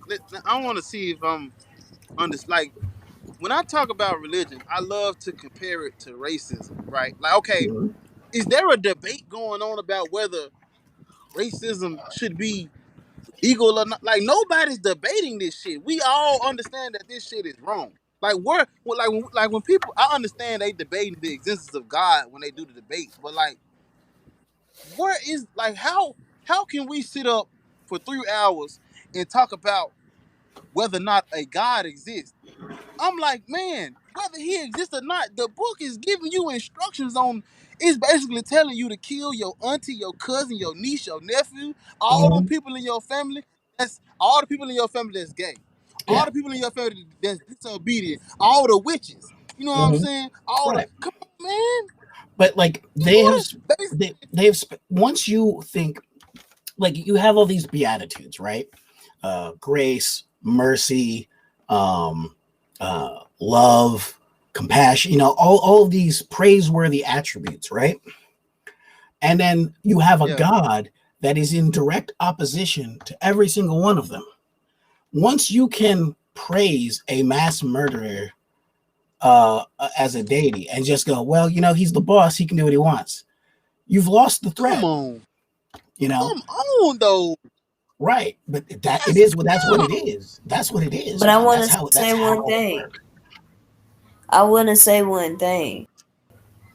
In Christianity, specifically, Christianity comes from a group of people who literally thought they were better simply because they were born in that region.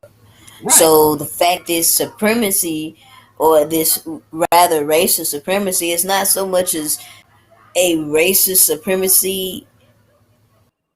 That's not what it started as. It started as supremacy of a person, of a nation. If you have true Roman blood, you're better than the world. Period. And then they found out that other colors existed, and that's what it became. Right. And you have the mixing of the people. You can't tell who's a true Roman and who's a Roman Asian, who's a Roman African, who's a Roman that. So now you have to knit close colors with everything. Like, that was the evolvement. It went from being Roman anything to Roman white to now white to like if anybody that's white is nothing against you, it's just that you benefit the most from this religion, white men, because it's the religion made for you to benefit. And it's always been some kind of tribalism built into it. That it's literally wasn't there a tribe that like Moses was commanded to slaughter? Yeah. Yeah, there's tribalism and sectarianism built into the cake. You're either with the chosen people or you're not. Moses wasn't around making converts of nations. He was making murking them. He was murking them. Like the Hebrews weren't about making like apostles and sending missionaries. They brought death to everybody they came across. If they were in their way, like that's so when you get to the medieval period, when you get to these warring kingdoms, these feudal lords who are like, well, you're a Protestant, well, you're English, well, you're French, well, you're an Italian Catholic, and they spend the next like 1,500 years murdering everything, even each other. Oh, you're a Celtic pagan. Yeah, of course. They say shit like, well, my grandmama, she's a Christian. She's a lovely lady. That's because she's not following the fucking book. Mm-hmm. When you jumped off her couch onto her coffee table, and she told you to sit your ass down and you didn't, she was supposed to stone you to death, motherfucker. Right. People are better than the gods they worship. When you came home to your mama house and you was like, mama, well, like somebody, let's say somebody come home to their parents like, mom, you know what I'm saying? I think I might like the same sex. She's supposed to kill you. You're supposed to be dead. Mm-hmm. So like, let me give you a very good example. Let me kill you. Mm-hmm. A woman not supposed to hold authority over the church. So any female deacon or any female church figure is supposed to be stoned to death for blasphemy. So, right. But every black church, the first lady talk just as much as the fucking pastor. Every Baptist church I done been to, when he gone on the prayer meetings and package. Let me tell you something. Playing meetings and shit. Let me give you an extra detail though. Let me give you an extra detail though. Her and all of her. Yep. So everybody that go to church is supposed to die. Everybody that go to church all. That's crazy. But it's like this ain't the fucking Da Vinci codes. This ain't rocket. This ain't rocket power, rocket spaceship, shuttle ship shit, man. This is not Rover on Mars type of shit. This is common sense in a book. This is English. It's a book that people don't read. It's a book that people have read to them. It's a book that people have cherry picked for them. People are spoon fed this stuff like Gerbert's baby infant formula every week. They don't fucking cook it themselves. They literally use one book, one verse to go all the way to another part to use another verse that goes all the way to 18 chapters over to use another verse, to go to Revelation to use another verse, to go all the way back to Deuteronomy to use Exodus, to use Genesis, to use First Timothy, to use Corinthians, to use why? It's a choose your own fucking. I've never read a book like that before in my life. No, that's not how. That's not even how it's supposed to be read. That's how people. And in all honesty, if you have like a theological degree and you understand like the authorship of these things and what they're actually referencing, maybe you can get away with that. But in all honesty, most of these pastors don't have that. They don't have the like, I speak 4 different languages, so I understand the original Aramaic or the original or the reinterpreted Greek, or I understood the original Hebrew. None of them have that. Very, very few of them do. They're using it Hear me out, to spin a narrative. hear me out, Lude and Kid. Y'all gotta hear this part right here. Check me out. This is a book It's a prop. that they don't even want you. They don't even want you to read it from beginning to end. They want you to jump straight to the fucking the Gospels.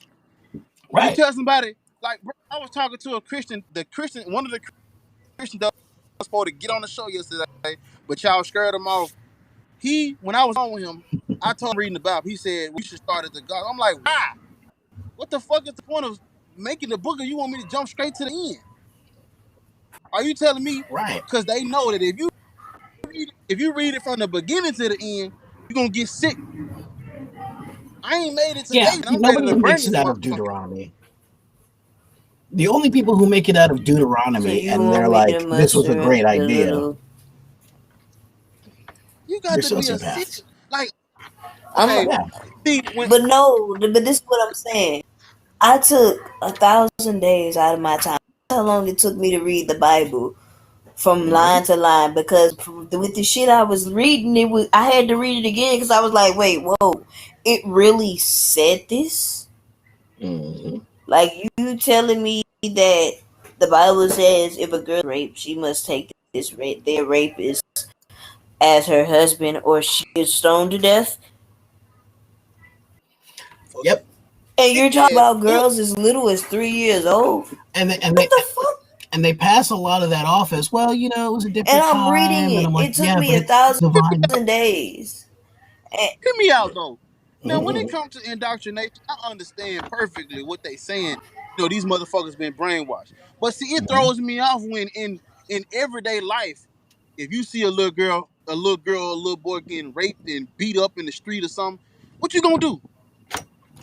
Well, look,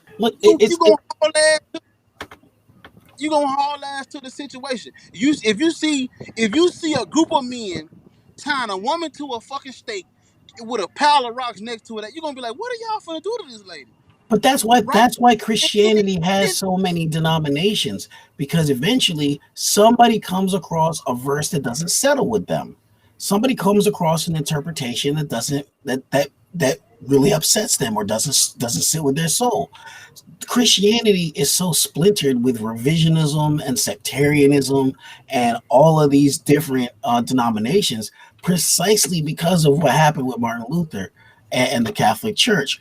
And once you let people read this shit, once you actually let them sit down on their own, unprompted, unguided, and read this shit, they'll start tearing out the pages that don't make sense to them.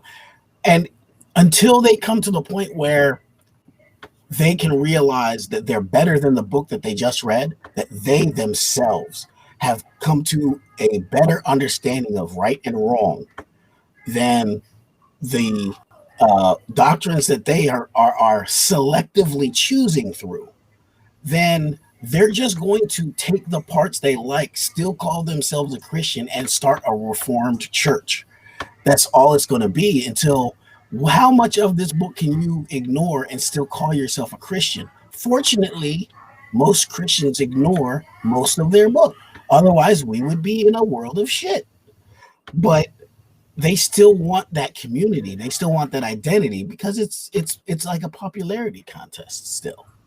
And that's why a lot of churches still talk about Christianity as the church, as if there was only the one. They haven't really come to the realization that a house so fractured cannot possibly stand. There's only so many ways you can strip yourself of, I don't think that mixed fabrics, I disagree with eating lobster, I'm not going to stone gays to death. At what point do you cease to be a functioning Christian in any meaningful sense of the word? Well, I just think that this part is a metaphor. I just think this was just a parable. I don't think that particular miracle actually happened. Then what are you even calling yourself a Christian for? Why don't you get rid of that label and just be a decent person? Because you're already better than the book. But they stand to lose so much. It's like the gambler's fallacy, right? If you go to the casinos and you've already spent $100 and lost $100, What does it hurt you to bet another 50? Like well, you'll lose another 50 if they haven't fucking to you, but they don't see it that way. It's you're in for a penny, then you're in for a pound. It's like, man, I know I probably missed this bus, but maybe I just stand here and wait another 10 minutes. Maybe the bus is running late, and you end up standing there for a whole hour because the bus ran around the corner just as soon as you arrived. Like, they're betting on the fact that no one will ever call them out on it, and then when people do, the denial sets in deep. And see, the biggest problem with that is the fact that you have some people that are so in denial that the only thing they have to do is to convince other people that they're not going as crazy as they feel. Right. And they have Because a mob of people who are similar to back them up. Because you have generations and generations and generations of corruption, obvious corruption in history, in books written by non-biblical sources. Like, the corruption is there and it's blatant. How can you, as a Christian, as a good person, still take this book in any kind of accountability to the revelation, as the guy in the last episode that I was on 2 days ago said? How can you take this into any type of accountability, knowing how much corruption went through the people who had their hands on this specific piece of work? So if there is a specific, has he or it shown itself to you? Let me know. That doesn't mean I'm going to believe in what you believe in, but it gives me a sense of why you believe in it. Stop using this book. Stop using Revelation. Stop using it. God said in this book, because this book was controlled by these rich people who were white or feel black, all over the world, that wanted to control you and make sure that you listen to them. When they gave you these horrible kings and queens, that's because God said so. When you revolted, you weren't doing what God wanted you to do. I wanted you to know that. But guess what? It made living conditions better. But guess what? You're still going to hell for wanting to live better. Like, what sense are you making? Yeah. I mean, but this, you have to remember that this stuff has been with us for millennia, right? And it's not just Christianity. Like, there were non-believers amongst the Greeks and Romans in all of their mystery cults as well. And it has all of the same problems because it's all rooted in faith and tradition and corruption. But like fables, like there was a teacher named Hypatia in Greece who one of her quotes was, fables should be taught as fables, and myths should be taught as myths, and miracles should be taught as poetic fantasies. But to teach superstitions as truth is one of the most terrible things, because a child's mind accepts and believes them. And it's only through great pain and tragedy that they can be alleviated of them.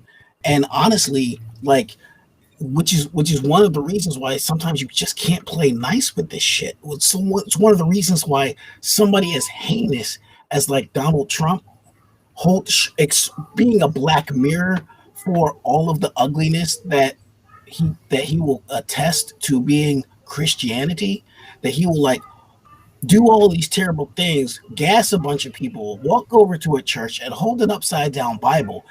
These fuckers need to see that. They need to see that to make them recoil from their own like slumber, to wake them out of their stupor. Like, being civil and being polite is all well and good for the people that are reasonable, all well and good for the people that you care about.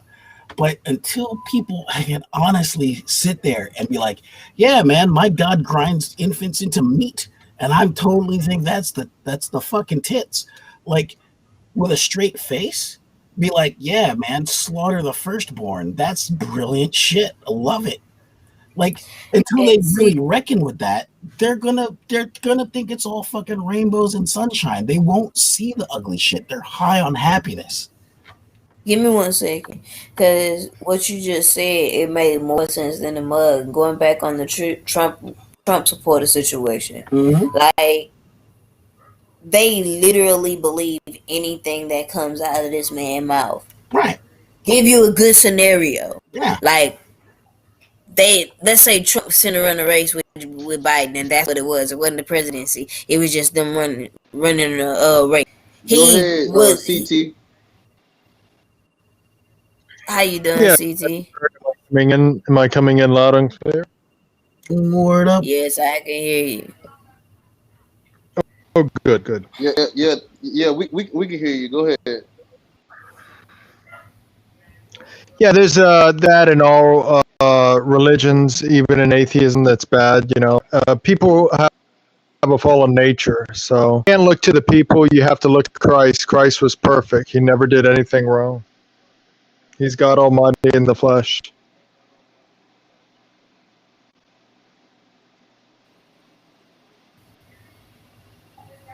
Cool beans. How do y'all Great respond talking to to you. that? Right. Yeah, he had a perfect life because someone else said so. Like, that's cool, man. Like, also, yeah, you're gonna have good atheists and you're gonna have bad atheists, because atheism doesn't actually provide a framework for any ethics. It's just a statement of disbelief of a specific kind of claim. That's one of the reasons why identifying as an atheist is problematic, because you're identifying yourself as a person who doesn't believe a particular thing, where it's not a positive affirmation of what an individual might actually believe. So you can be an atheist and be a complete fucking psychopath. But the problem with religion, the problem with theology, is that if your theology is, let's say, to the right of Attila the fucking Hun, then you're going to end up being a sociopath who's indoctrinated into following a psychopath. And you're going to end up into a situation where ethics really isn't even a consideration. Like, these people can really make you believe in anything. You're gonna have Martin Luther King on one scale, and you're gonna have pick your poison of brutal Christian monarchists on your other scale. Like, whatever, right? It's what are you gonna do? Yeah, I could understand if you guys were trying to make an argument against Islam or something like that, but it's kind of ridiculous for you to say that about Christianity in this day and age.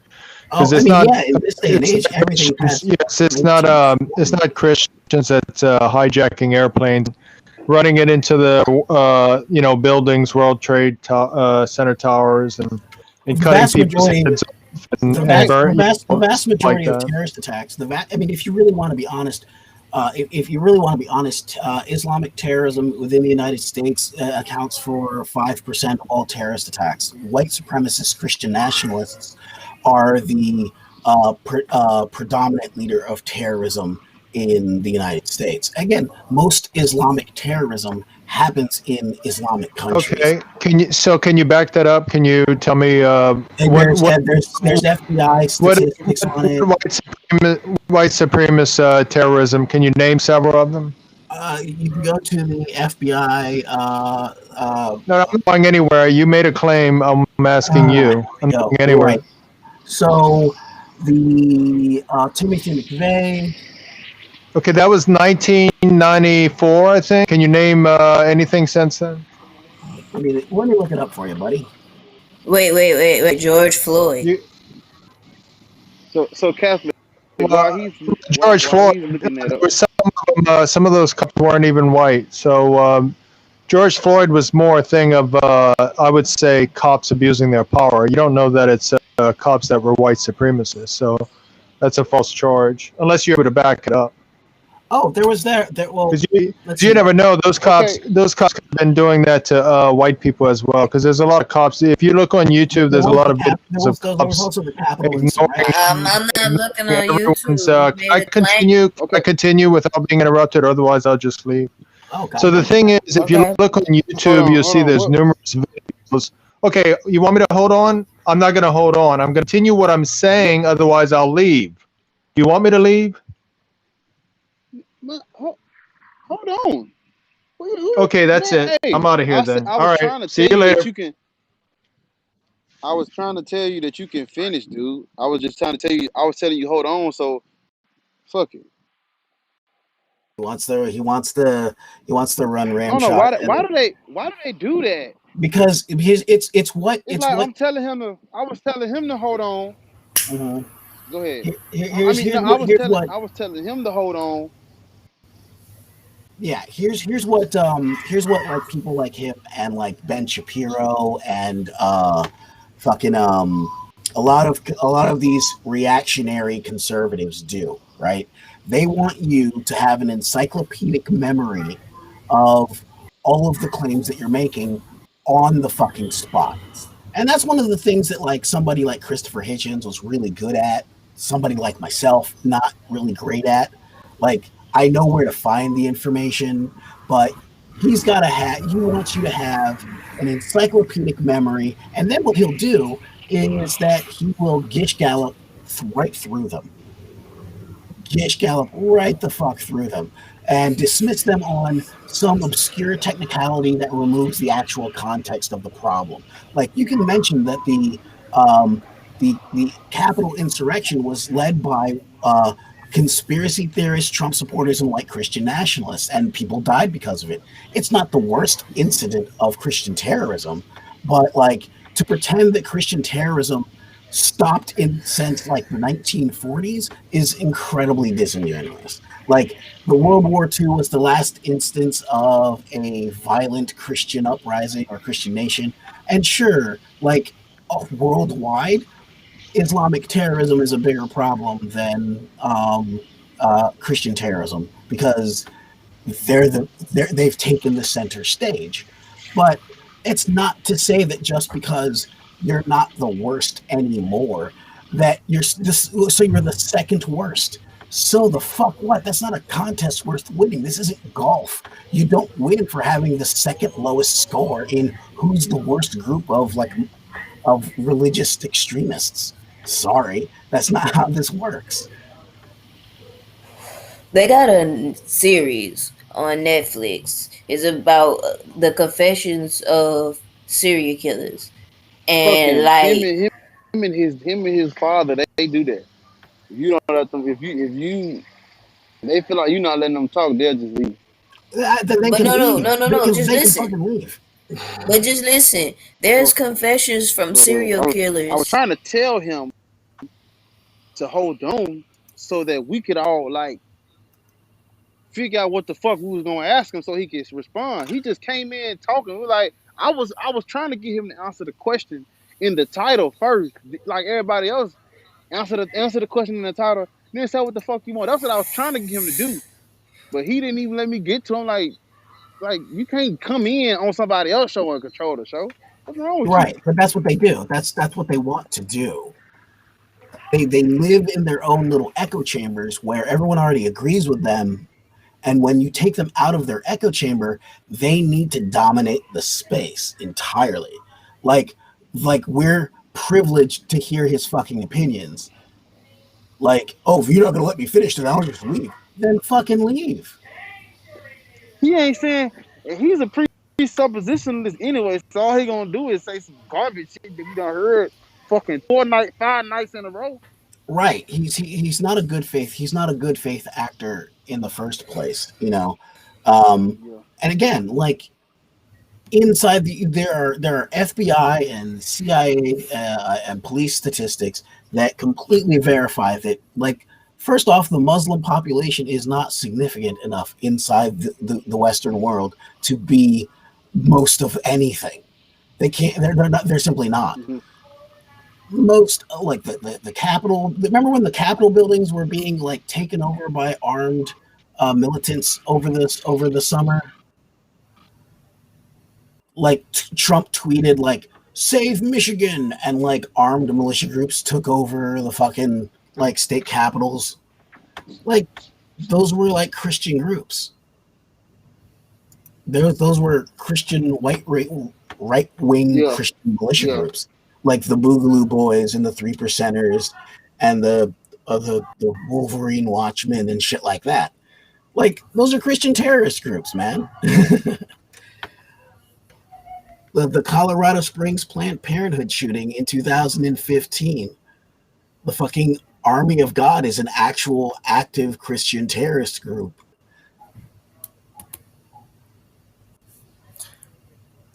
Most serial killers literally have on confession tapes that they kill in result of their Christian God.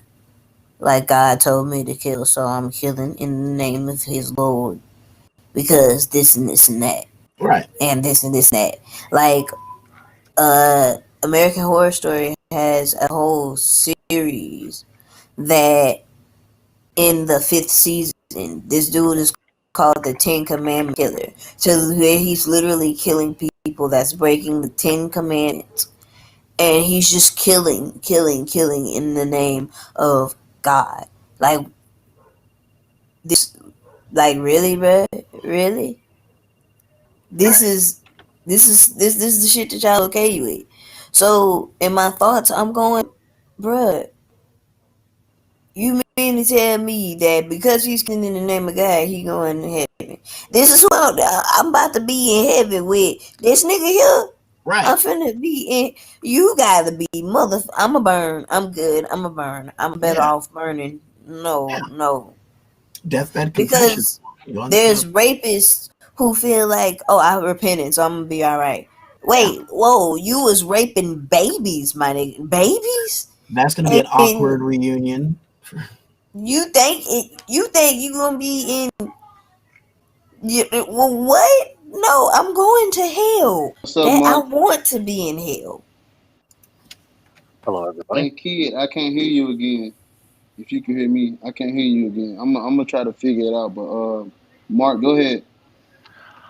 Well, the person that came in before, he started to rant about. Oh man, what was he ranting about? I was actually having a hard time following what his problem was. He wanted to know what if there were any like white or religious Christian terrorist groups like the Capitol insurrection was Proud Boys and militant groups. And of course, if you look at footage of the Capitol riot, you see people walking around with crosses and Jesus banners and Trump banners, of course. And but that was a bunch of Christian fundamentalist groups. Right. And if you listen to the right-wing media like the Tucker Carlsons of the world, they all blame, well, it was Antifa. Wasn't any Antifa there, and that's been thoroughly debunked. Right. Timothy McVeigh was a white supremacist, a Christian radical. Just as another example. Right, but like when I brought up Timothy McVeigh, it was like, oh well, that happened a long time ago. Like, does it matter? It happened. That's the shifting goalposts. That's his whole shtick. He's going to keep moving the goalposts whenever you bring up something that doesn't fit into the parameters that he's arbitrarily decided he doesn't like. Let me tell you a huge Christian terror atrocity. And it happened a long time ago, and people do not even think of it to be terrorism. But I'm going to tell you one thing. It's terrorism. The Salem witch trials. Oh yeah. That's terrorism. Yes. Oh, absolutely. I mean, terrorism. Most Christian terrorism happened between rival denominations of Christianity, to be honest. Like the reason why the Pilgrims, the reason why it was like the Congregationalists of Danbury were being prosecuted or persecuted by other Christian groups in Danbury, and that's why one of the founders had to write a correspondent letter saying that to reaffirm that there's a wall of separation between church and state, because Christians were still on that puritanical, like, colonial shit, and that was precisely why it was written into the Constitution. Now, it has since been ignored thoroughly, but the intent is there. It's in the ink. There was a treaty where, and I don't remember which one of the founders of the states wrote, and it was a treaty with one of the Islamic powers of the Middle East. Tripoli. It was Tripoli, you're right. Where he affirmed that the United States is a secular nation, and the theists tend to conveniently ignore that. That didn't happen. Well, it's sitting on display over in National Archives. You can go look at it if you want. I mean, it's clearly written on the document, and it doesn't matter. But one of the things that you really have to be careful of when you're trying to debate these people is falling into the tu quoque fallacies, logical fallacy, which is the fallacy of because they did it, argument. It's the it's basically an ad hominem attack. That doesn't look like an ad hominem attack. It's sort of because he did it. Okay, well, you shouldn't do that. Well, he did it. And that's the argument. That's the tu quoque attack, and they love that circular arguments. Begging the question. I've been arguing back and forth with theists for 20 years, if not longer, about this sort of stuff. Like, hey, look, show me where, like, with the whole God thing. Show me where you can prove it. Well, I feel it. Right. Okay. Well, how do you explain that? Well, I can't explain that because science hasn't been able to explain that. Oh, well, because God. Yeah. Okay. That's the default answer. Well, because God. But which God? That's Yahweh? where it falls into chaos, because you can even grant we can even grant that I think we had a bit a couple of days ago where we were talking to a presuppositionalist who kept using God in the general sense, but as soon as you were like, cool, man, I'll be a deist, I'll grant you general revelation, a creator clearly created all this wonderful stuff, then they just shift over into divine revelation or special revelation, which is just dogma. I had an epiphany is usually how it comes across. It was revealed to me. Like you have the Kat Kerrs of the world, where God speaks to her. And that other one that's got the big congregation that said that on March the 4th Trump would be inaugurated because God. It's comedy to me. It's just comedy. Where do you come up with this? I mean, by all means, I think they should be able to have at it, but when I don't believe it, and it's like, and then I've had them try to convince me or convert me. It's like, I've actually been involved with several religions before I realized that they were all crazy. Because I was originally like Catholic, and that's its own. Most people actually don't know that in Catholicism they have a body part of a martyr in the church. There's a few other weird, like the finger of Saint whoever. Yes, and people don't know about like the body part of the martyr. And when I tell people that about Catholicism, they're like, "Really? There's like a body part?" See, yes, it's very funny.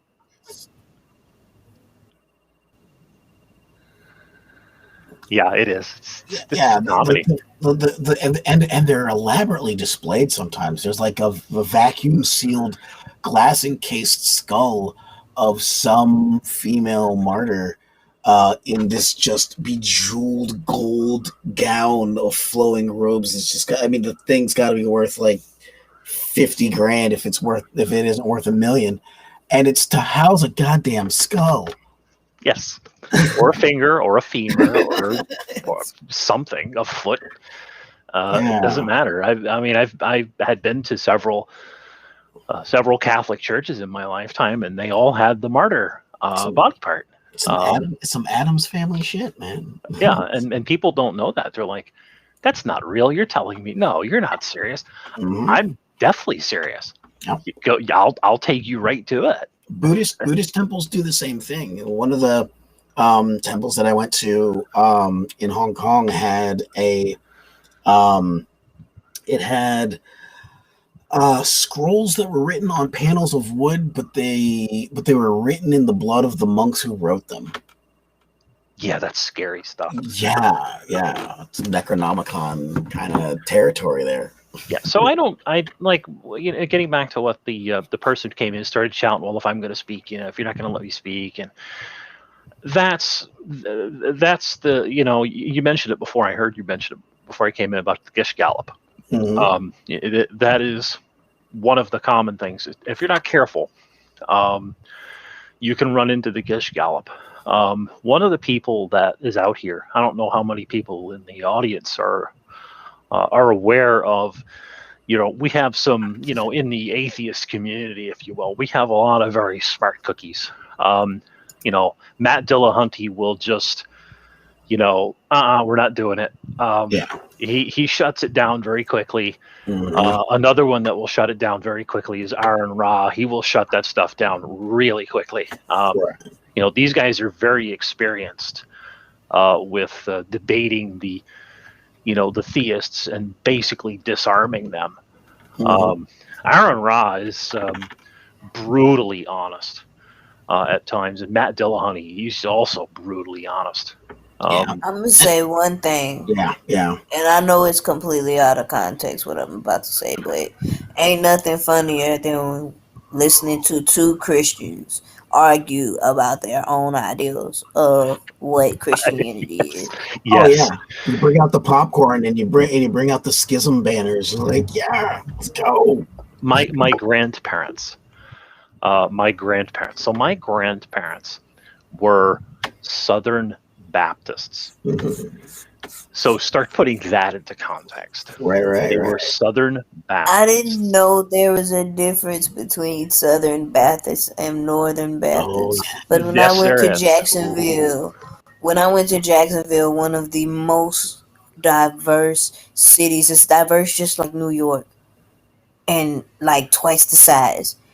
And oh my God, it's so fucking funny. Yeah. You have one of them like trying to prove that God is a magical being. You have another one of them trying to scientifically scientifically prove the existence of God using the Big Bang, making no sense at all. And then you have me in the background just egging it on, like, so who invented this? So who did this? So who did that? And then the flat earther enters the chat, and the whole thing falls apart because now we're worried about the 5G antennas, and it's delightful when it goes off the rails. Oh, well, the flat earthers, they're good ones to argue with, and I get them because I ran into one of those. Now, once upon a time, I used to actually fly.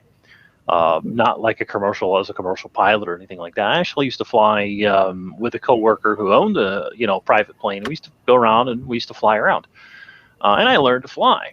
I could fly a small single-engine plane, fly it, landed, everything.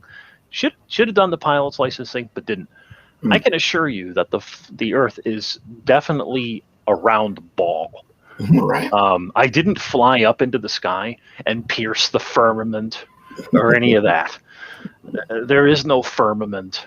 I just remember this debate that Aaron Ra, a few months ago, I think he was moderating it, and it was a debate between a Islamic individual and someone who basically was, an atheist, and he kept asking the Islamic scholar about the lights. And it sort of turned into that stream by like Lightgate, because he kept asking him, what does the Quran referring to when it talks about the lights. You know, the stars in the firmament that they refer to as the lights, and he just wouldn't answer him about the lights. It's like we know that there's a moon, we know that it orbits the Earth, we know that the Earth orbits the sun. There's That no means firmament. aliens. Yeah, there's no firmament over the Earth. No, like you're laughing, but like real logical sense. Like I read that, and I truly believe that means aliens. Call it a conspiracy theory if you want, but I feel like that means aliens. Yeah, but I've heard that facts don't care too much about feelings, but I would wait for them to make public appearances before I declared, their existence. Well, yeah, I mean, I'm of the type of person where, if you can prove it, I'll believe it. Show me the proof. It's like well, does God exist? I mean, I'm not saying that aliens do exist, but I'm also saying the thought that there's aliens in this universe is not like a modern thought. We did not just think about this in 1999. I think it's a mathematical probability. I think that when they wrote the Quran, they were thinking the same thing. Aliens existed and they came to this world 10,000 years ago. Blah blah blah blah. So the lights means aliens. Maybe so. We're not gonna call it aliens. Right. Primitive. It's primitive cultures trying to rationalize the real world. Mm-hmm. That what they could observe. Now, as far as like the whole aliens discussion, like versus God, is it possible? Like in my view, do I believe it's possible that there could be like an extraterrestrial life? Well, we can't prove that there is, and we can't prove that there isn't. And since we can't prove it either way, we have to concede that yes, the possibility exists, but until we know that it exists, we have to assume that it doesn't exist. Yeah, it's the only explanation I have for Elijah's flying fire chariot is that he was like a Hebrew astronaut of some sort. And see, I'm not saying that they thought that aliens really is coming back down. I'm just saying that the thought of aliens is not a modern concept. We didn't started thinking about aliens. I believe when they were writing the Quran, that in some way, shape, or form, the people that were writing this Quran and in these times and ages, they did believe in extraterrestrial life forms just like we do. They see the stars more clearly than we do. They had a lot less than what we have, so there was no distraction from looking up at night. So when you have that in mind, when you have that context to think about, what if they thought about other extraterrestrials instead of, Christians just thinking, there's God up there.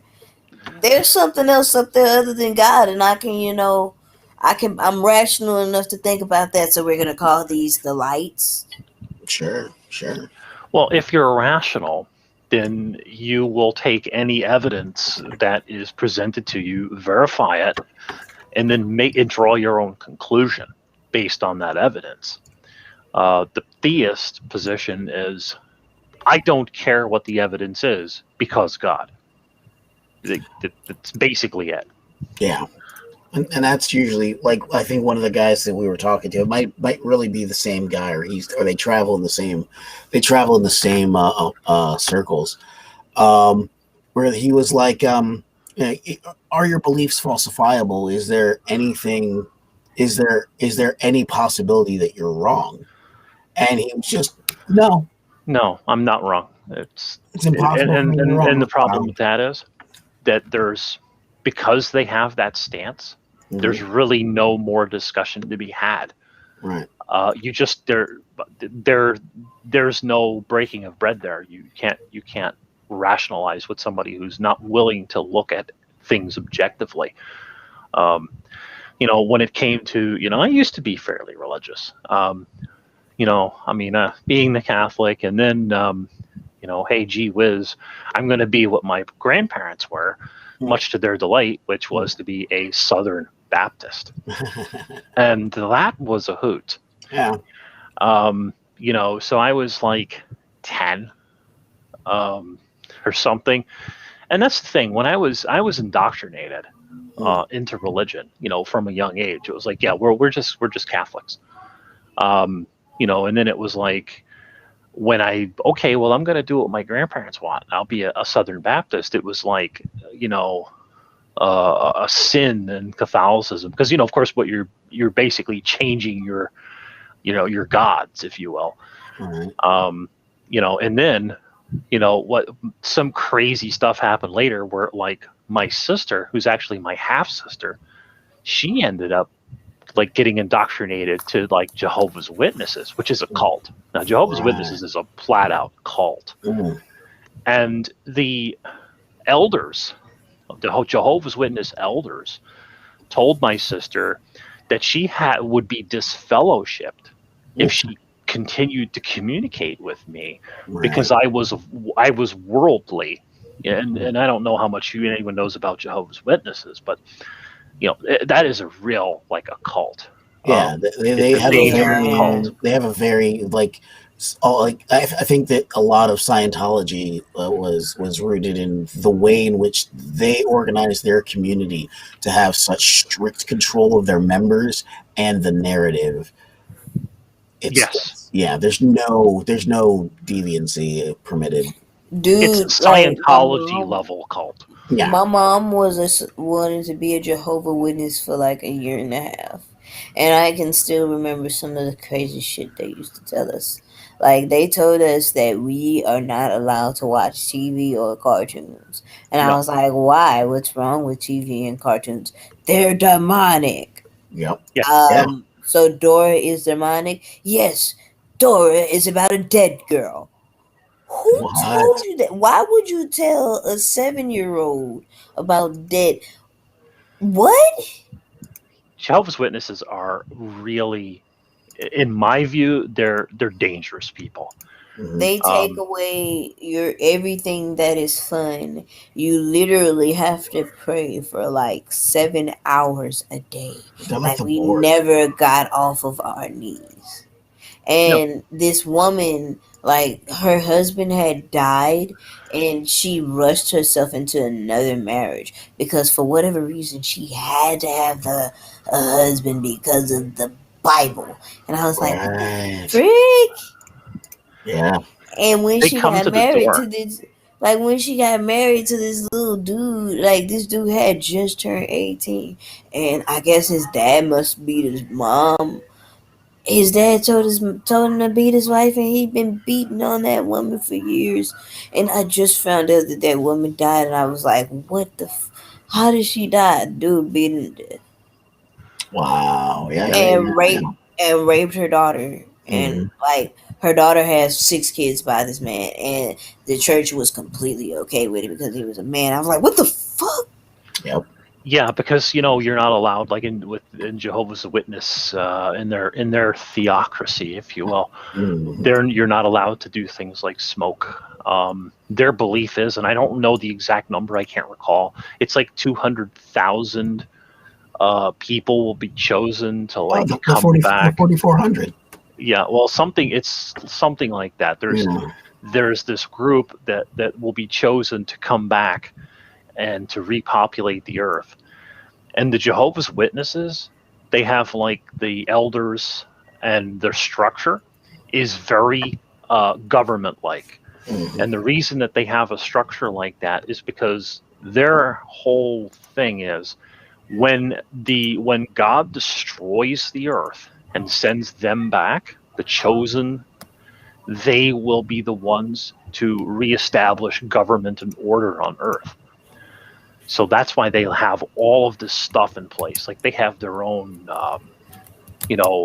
PR departments, and it's really elaborate. It's like Scientology level elaborate.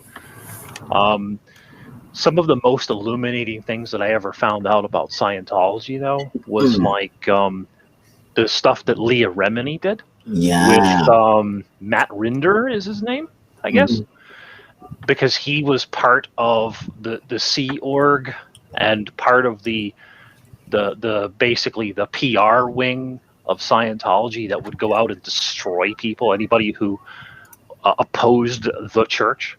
And just for me talking about it, I'm immediately a suppressive person anyway. So, right. You know, they I mean, like, they literally put people on like shit lists, and like if you were like a Tom Cruise or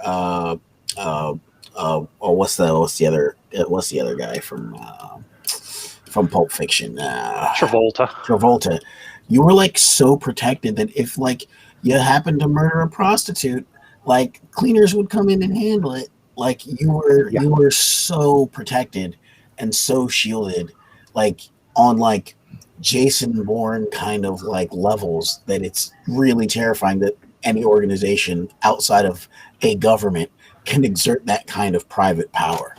Well, you know and that the people don't realize it. People are just looking at it and saying, "Oh, that's devilish." No, like it sure is silly and wacky that they believe in Xenu. Like, no, they've got so much power and money. Yeah, it's because the Scientologists are basically big real estate brokers. Mm-hmm.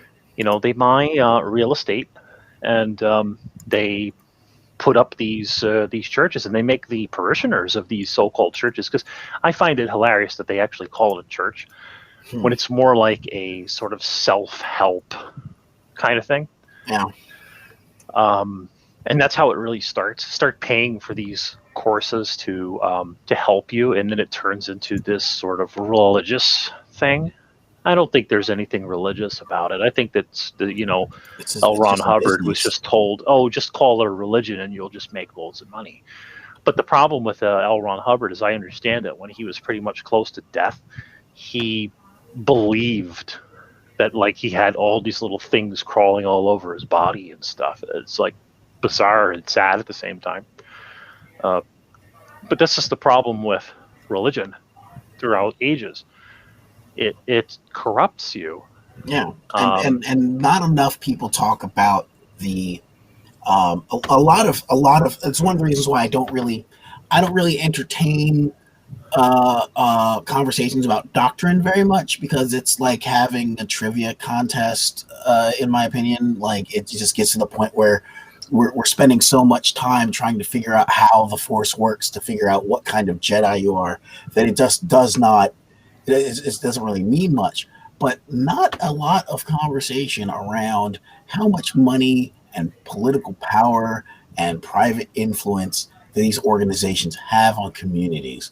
Like, the ability to just make people disappear when they want, when and if they need to blacklist people from career paths, you know. Like, are you guys understanding that there is more churches in America than there are McDonald's in the world? That's disgusting. That doesn't surprise me. And I happen to be in a southeastern state where there's one on every corner. Wow. And just talking about like being an atheist here where I am is dangerous. Right. Like, I could actually be harmed by openly discussing that.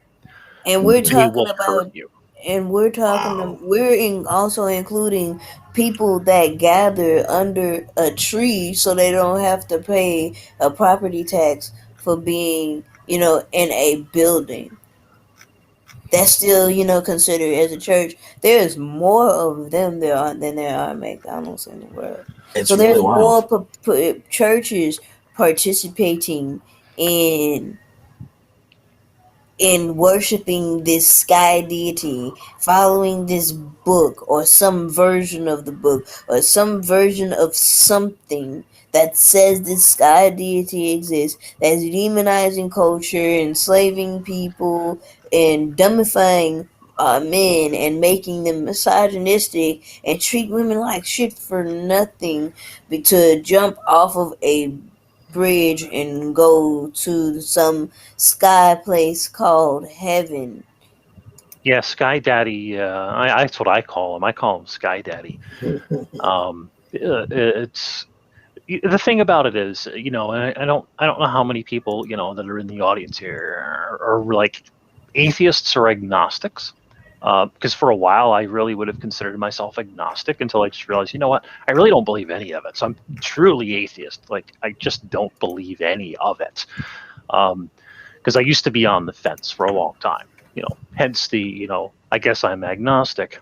But where I am, and I know there are atheist outreach groups, because I've seen them interviewed, where they'll help people.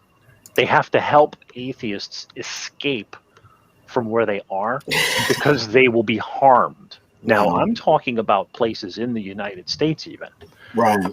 Take case in point. If you take a map of the United States and you draw a line down the center and one through the, vertically and one through horizontally, if you're in that lower right part, you could be in dire straits.